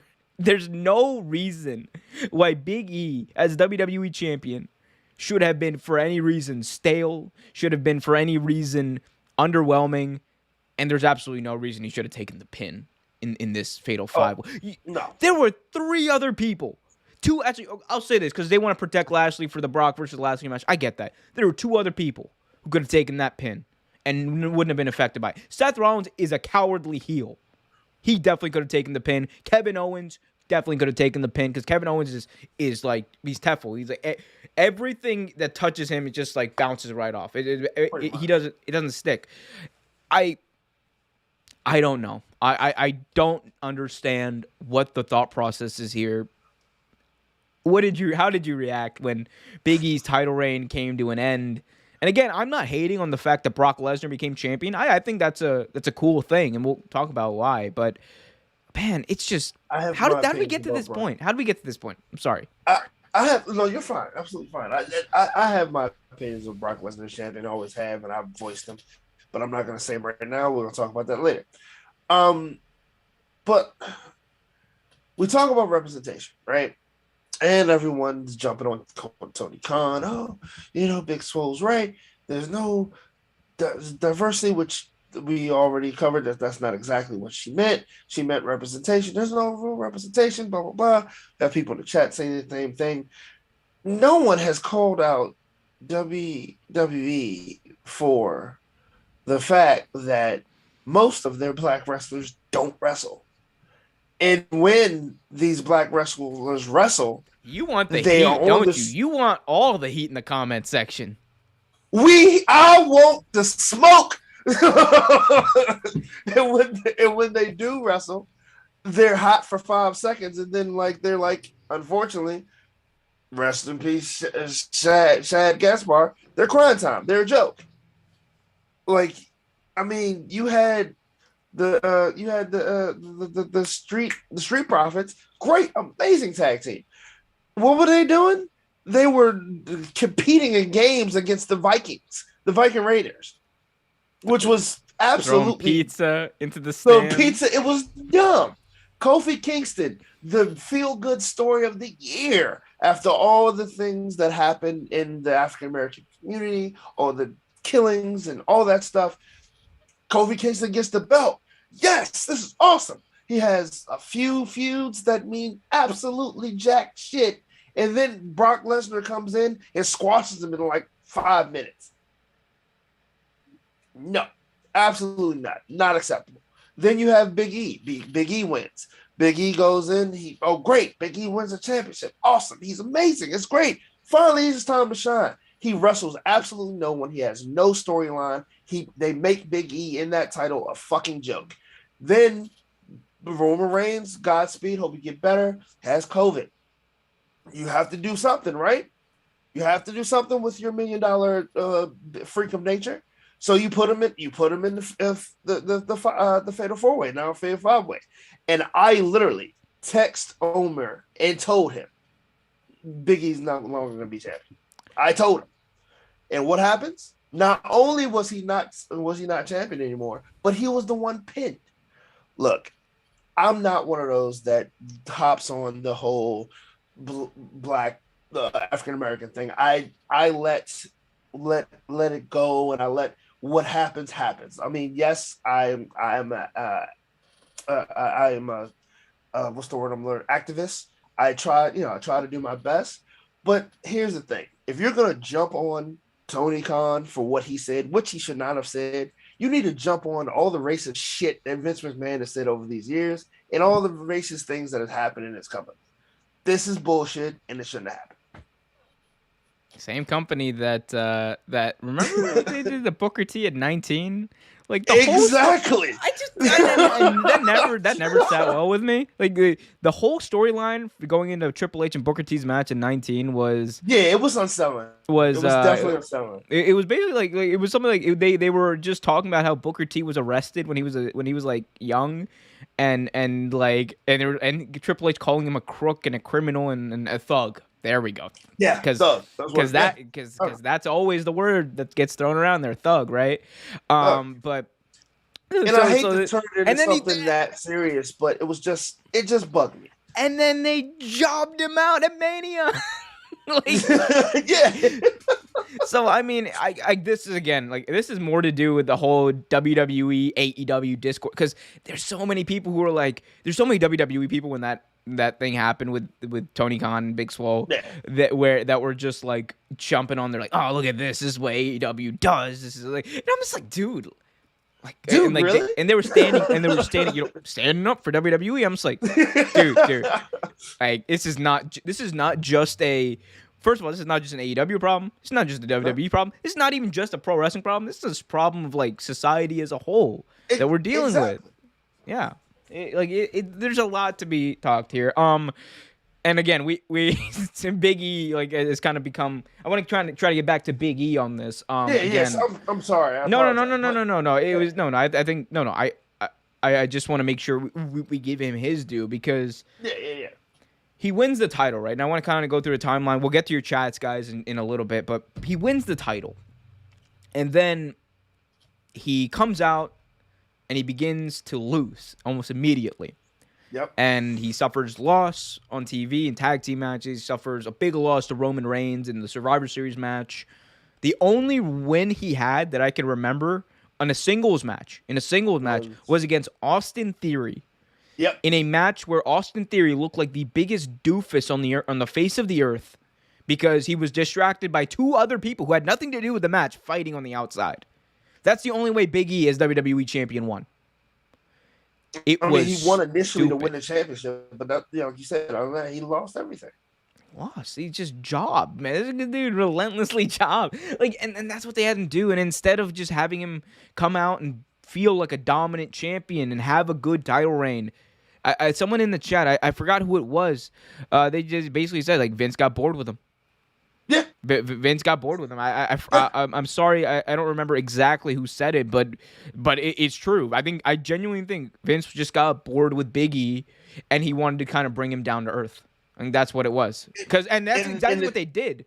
Because if Big E doesn't somehow win the WWE title back, and if the storyline isn't Big E his climb back to the world title, all of it was for nothing.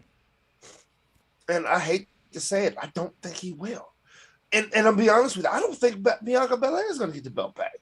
She deserves it, but I don't think she is. And she's another one that I didn't mention in that whole scenario. But I really hate to say it, because way back when Tony Atlas and Rocky Showman Johnson won tag team gold, they did. Ahmed Johnson won an Intercontinental Championship. He did. He didn't hold it very long, but he won it.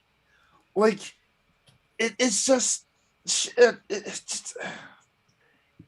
I hate to make it a race thing because that's not my MO. I don't do it. But like, the proof is in the pudding, as they say. You know what I mean? Like, it's on the wall. They treat their title reigns like garbage. The only one that even made any sense, or that was even viable, was Sasha Banks for a while. But remember, when Sasha Banks had the title reigns before, she jobbed to Charlotte every time. Oh yeah, no. Well, that's the whole, like, that's how the women's division works, right? It's the weird in WWE. This is how it works on whatever show Charlotte's on. So, okay, strong champion jobs to Charlotte. And then Charlotte jobs to someone else almost immediately because they want to get her as many reigns as possible. By the way, Charlotte, this is not indicative of her as a performer. She's great. No, the booking of her is not.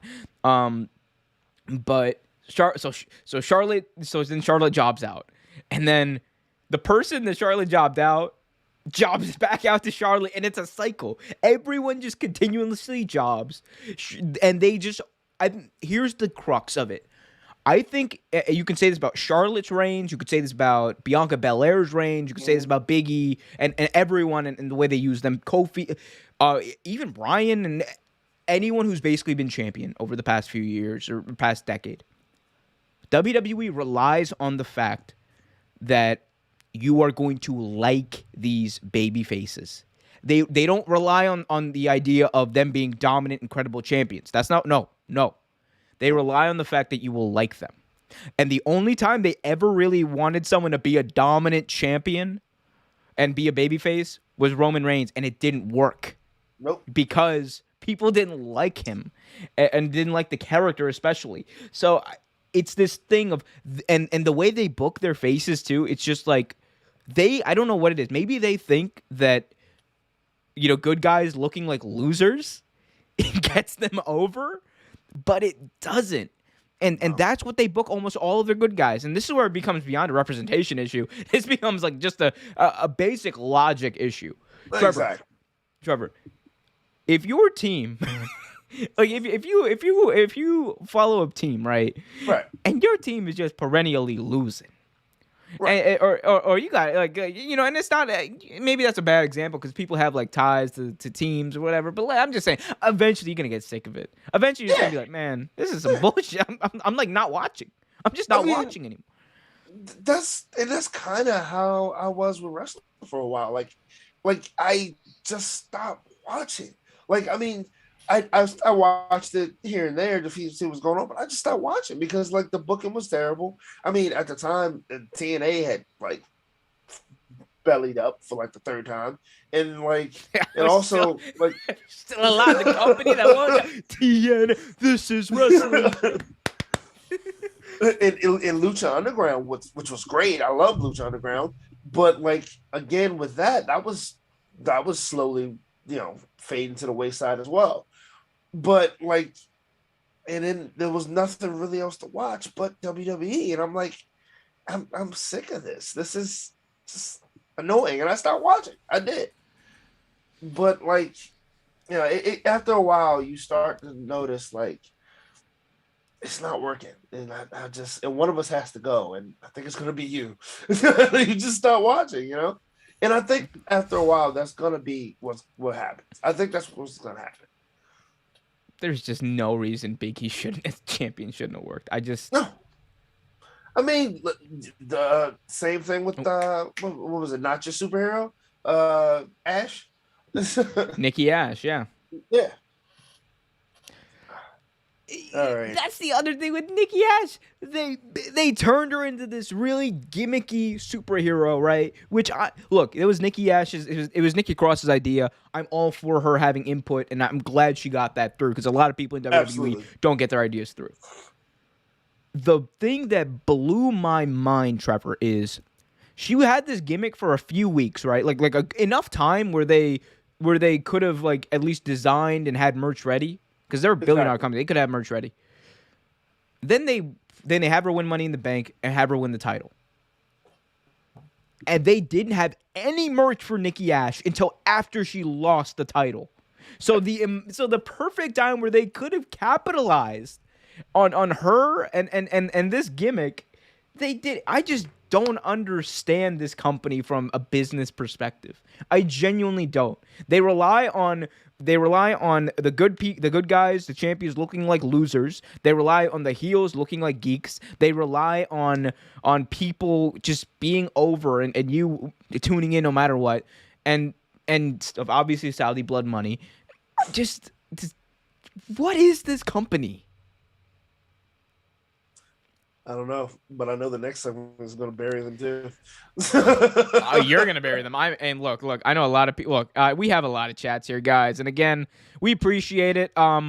We obviously can't get to all of them because there's a lot. But if you guys want to leave a super chat to guarantee something gets read out, we'll kind of scroll through some of the more prominent ones from the discussion and go through that. We got Founders Found. There's a lot of activity. Big shout out to everyone. Guys, if you haven't already, hit that like button, subscribe, hit that notification bell. And if you want to listen to the audio version of it, it'll be up by tomorrow on Spotify, Apple Podcast.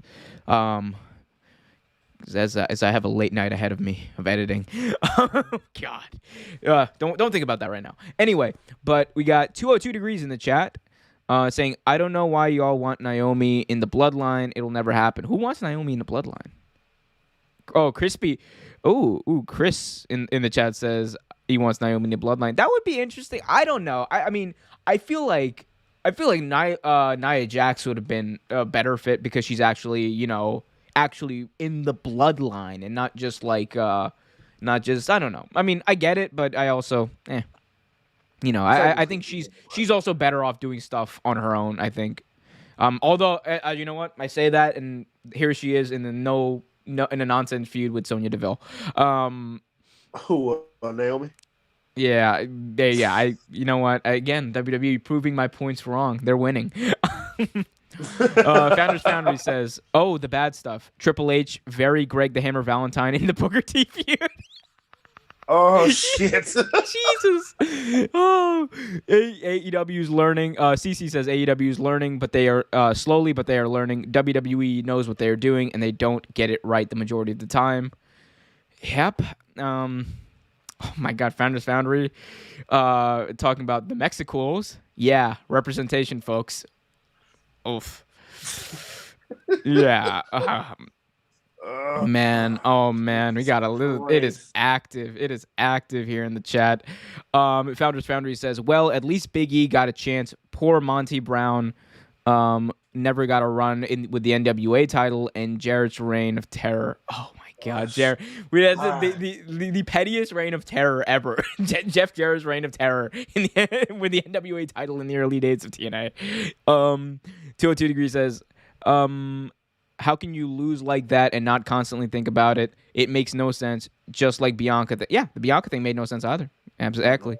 Just because she's winning against in pointless matches with Dewdrop isn't going to help us forget about what happened. Exactly. Just because she's beating people that are supposed to get beat doesn't necessarily mean that it builds her up. Like put her in a program, put her in a feud, put her in a story that makes sense.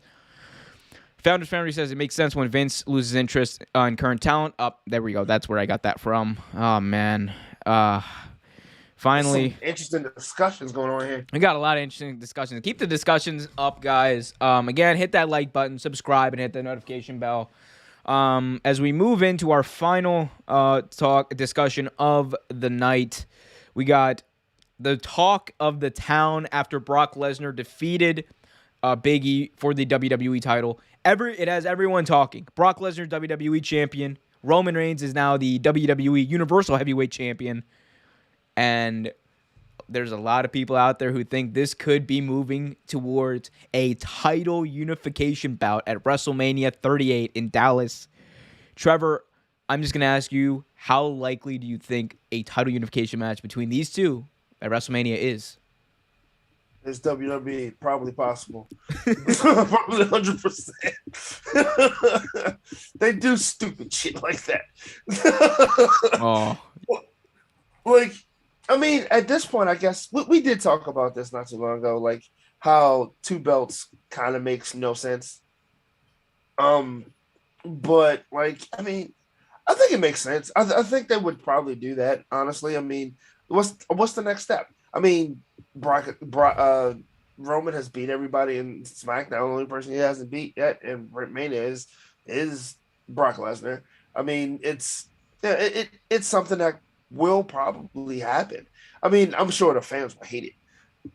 I mean, some of them will love it because, well, it's WWE and those fans kind of suck. But I'm pretty sure it's going to get some backlash. Though.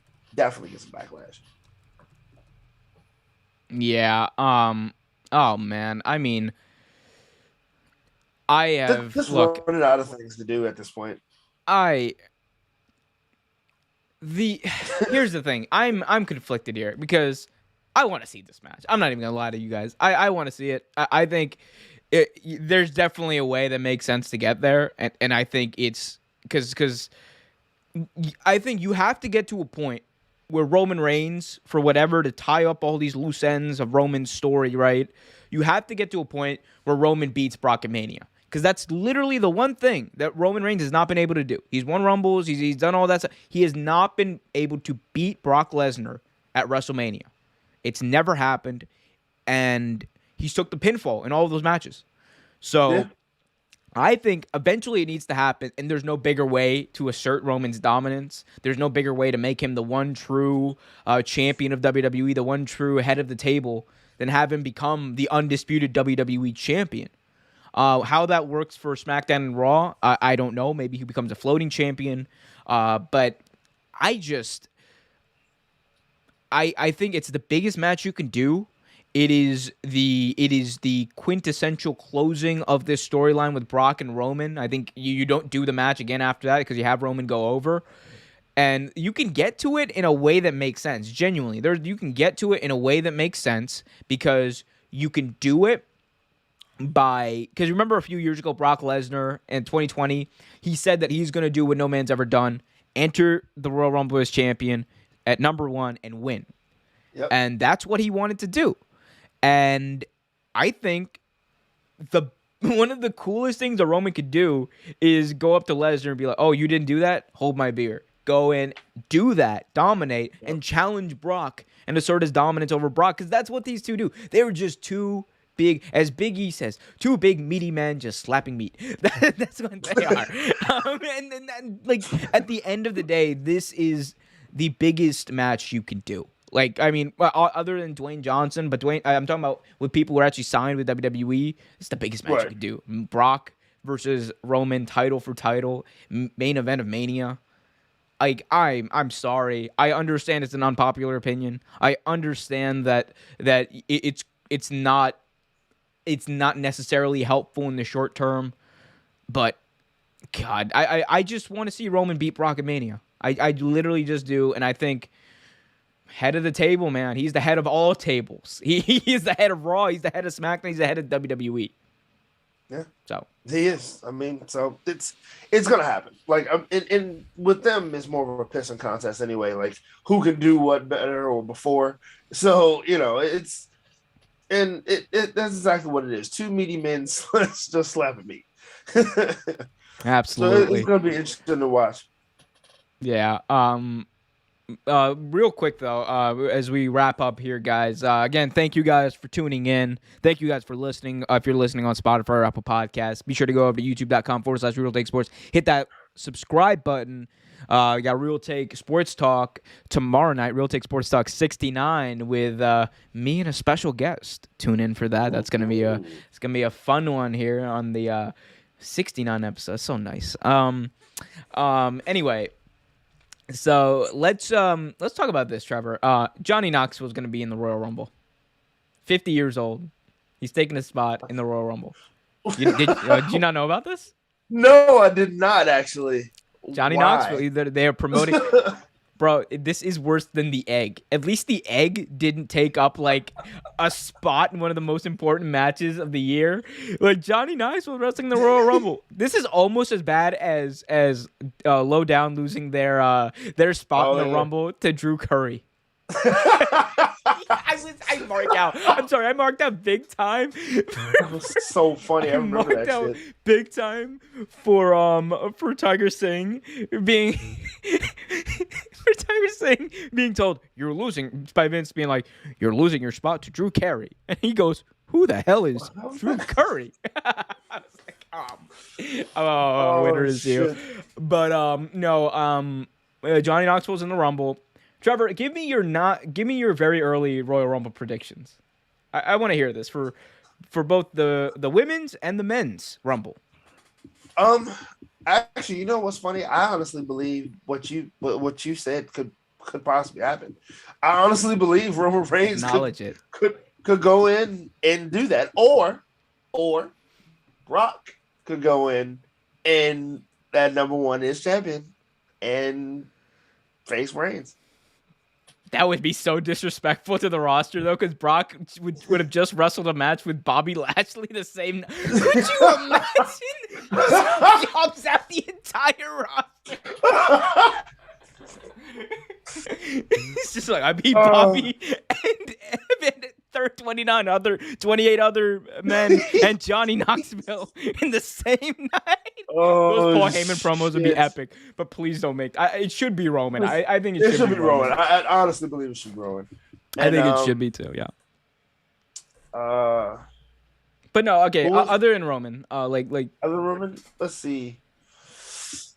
You know what? I don't know. That's a good question. Maybe. What's the gentleman's name? AJ Styles' ex-partner. Him and Omos. Had a stinker on Raw last night. Yeah, they did. Yeah, I saw that. It was pretty bad. Then the crowd goes mild. I mean, if they push Omos enough, that could be interesting.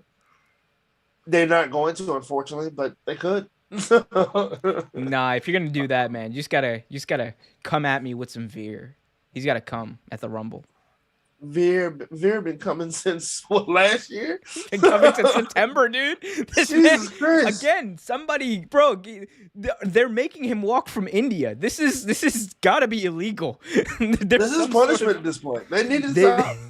There is some sort of labor violation happening here with WWE. You need to put him on a milk carton because the man is missing. Fine. Veer, when is Veer apparently as Sean Ross Sapp was asked about this, and he was told like He's coming. Like that's all he was told. He's coming. Probably not this year. Probably not next. I mean, you may die before he comes, but he's here. He's coming. Oh, he's coming. All right, he is coming. Shit. Oh man. Women's Rumble. What's you just said her name? The one that's destroying everybody. Who's this? Charlotte? No, the Caucasian woman that is destroying the bigger woman. Doudrop. Doudrop, yeah, that's possible. I like Piper Niven, but I do too. I've always liked Piper Niven, but I don't think that's because Bianca Belair would make sense, but she's not going to win the belt. Here's the thing. Put Liv Morgan in it, and they just missed their window with Liv Morgan. God, they did too. We didn't talk about this, dude. I was so pissed.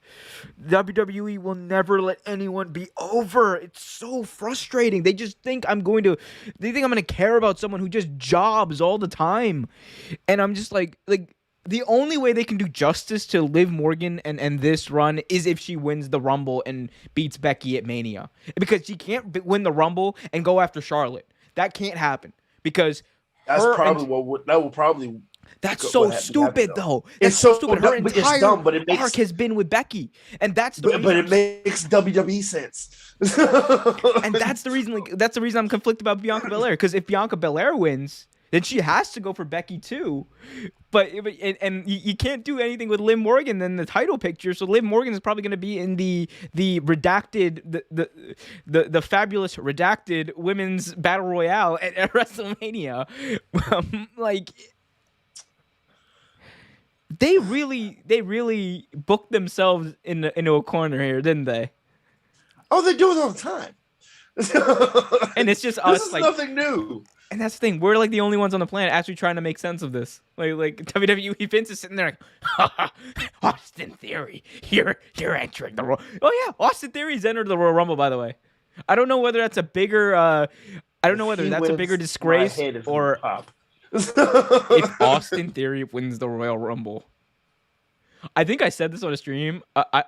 I'm thinking about it. I thought about it. This is like beginning to become more of a reality. So I'm not gonna do it. I said if Austin Theory won a Rumble, I would shave my head. Yeah, I know it's too real. So, it's too real. I mean, it's too real. I already do that to me, so I'll volunteer. No, you have to grow your hair out for 6 months. It's just like, where's your hair? Oh, it's back. You got the Paul Heyman going on. No. Oh man, I just and men's other than Roman, I want to see Montez Ford win. I just think it's an opportunity for them. But it's not gonna happen. It's not gonna. These guys are not gonna be pushed. I don't think Montez is gonna be pushed to single wrestler anyway. Honestly, be honest with you, but I think he can do it. I think he can do it. They're gonna have him. They're gonna have him in the Ricochet spot, aren't they? In meaningless feuds with Sheamus for 6 months. By the way, how many times have they done Sheamus versus Cesaro in some sort of capacity over the past 10 years? Just as many times they've done the Kevin Owens and shit. Fight forever. This is not what we meant. This is not what we meant, WWE. Jesus Christ. I swear, the more we talk about WWE is terrible at booking. WWE can't do this. Oh yeah? Hold my beer. We're gonna fuck it up even more. I'm gonna miss SmackDown this week, and I'm just gonna wake up to Austin Theory winning the Universal Championship from Roman Reigns. I'm just gonna. That's when if Austin Theory ever beats Roman Reigns for the title, I think that's what I'm done. I'm not only done with WWE. I'm done with pro wrestling. AEW can go fuck itself. No, I'm serious. I'm not it will ruin everything. At that point, if Austin Theory ever wins the title from Roman Reigns, over watching wrestling. I will never watch a single pro wrestling match ever again. Oh. man, that's The ball is in funny. your court, WWE. Oh man, let's go through last few of these chats here. Founders Foundry says Austin Theory is due for that McIntyre run. So in 10 years, once he does the Indies and comes back, Austin Theory will get his time in the sun, and I'm sure it's going to be in front of no fans. 202 Degrees says Veer should definitely debut at number 28. If only there were. If only there was a 70. If only this was a 70 man Royal Rumble, Veer could come at number 69. That's awesome. Foundry also says maybe not 10. Okay, 5 years. 202 says Montez, I'm guessing, is gonna get the Big E situation as a weak champion. That's if he ever becomes champion. And 202 finally says, "Let me get Kofi versus Montez heel WWE Championship match." Montez Ford as a heel could also work too. I think he could work as a heel. Yeah, I think it would work very well. I think he has enough career. He could be the next Seth Rollins. My name is Montez Ford, and I'm gonna fly high as the WWE champion. Oh man. I think on that note, Trevor, any parting thoughts for the fine people out there? One thing, well, actually, one thing about this, and I would say my normal. Guys, I absolutely enjoyed your chats and everything today. You guys weren't on it today, but one thing I want it to point out there, and I see a couple of chats in particular downplaying this.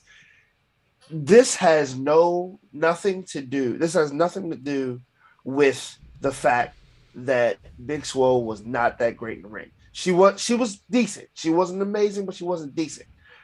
Just that was more of a tit for tat thing that shouldn't have been said. Now, if that was what he thought, he should have kept it to himself. But let's not downplay it just to be right, and let's not downplay it just to belittle other people's opinion. The fact of the matter is, she is absolutely correct with the representation in professional wrestling today, period. We just went down facts of WWE. AEW is doing way better. ROH has done leaps and bounds. Impact, Moose, the other guy, not Cedric Alexander. Can't think of his name. He's from Baltimore. Anyway, he was a champion when Omega took it. Rich Swann. Yeah. Rich Swann. Yeah, couldn't think of his name. Sorry. But anyway, the thing is, she may not use the right terminology, but she's absolutely correct. So let's not downplay that. Like, I'm glad you guys enjoyed the chat. I'm glad we were able to have this discussion. That was an amazing discussion we had. I enjoyed it. One of the best we've had. But it's 2022. Let's try to change that narrative. Let's be better people. Hug those who are close. Love those who are far. And enjoy the rest of the week, guys. I want to put this out there, by the way. Thank you for those words, by the way, Trevor. I want to put this out there. I think Big Swole's good in the ring. Exactly. I think she's didn't fine. agree with Tony Khan's assessment of her wrestling. I think she's really good. I think she's had some terrible matches, but I don't think it was ever her fault. I mean, I think she. I don't think it was ever her fault. I think she's. I mean, personally, I just think she's. Yeah, good. Is she the best wrestler in the world? No, dude. No, you know how hard absolutely. it is to be the best. Like, no. I mean, but I think she's good. Like, again, it's subjective. That's it. It's subjective. Like I said, right? I think some of the matches that she had were lackluster, but that was because it was still a very young women's division, and she's still very green in the ring. Like, she's not by no means is she terrible. No, I saw a lot of potential in Big Swole. I would love to see her in the future. Absolutely. But Yeah. Oh no, sorry. Continue if you're going to continue. Oh no, I'm done. that's just my opinion. Okay. Yeah. Well, I'm glad you shared it. Glad we got to have this discussion. And again, we can disagree about like subjective stuff, like who's good at pro wrestling or whatever. But I mean, it speaks to the point. Like, I mean, I'm just gonna put it. CC says it. Representation matters. Good night. It does, and I think we've spoken about that ad nauseum. But yeah, no, this was a good episode. Again, guys, you can join me tomorrow night on Real Take Sports Talk. You can join. I'll probably be doing a damn football stream this weekend for the Ravens because we're holding on, and 3% chance to get into the playoffs. Oh, we need everyone to lose. Hell of a game. No, it's not. No, it's not. We're gonna lose, and then I'm gonna Who's cry. Quarterback? Is it Huntley or? We don't know. We don't know. We don't fucking Who you guys know. playing? Pittsburgh? Yeah. in what could be Big Ben's last game ever. Oh God. All right. Well, that's for another day, guys. Hit that like button, subscribe, hit that notification bell so you get notified whenever a new video is released. And yeah, they want me to do the Seth Rollins voice, so I'll play us out with Seth Rollins. We'll see you guys in the future. I'm Seth Rollins, and I'm gonna win the WWE babies. Championship. I'm the future, baby. I'm the future. The Monday Night Messiah. On that note, don't be a Seth and keep it real.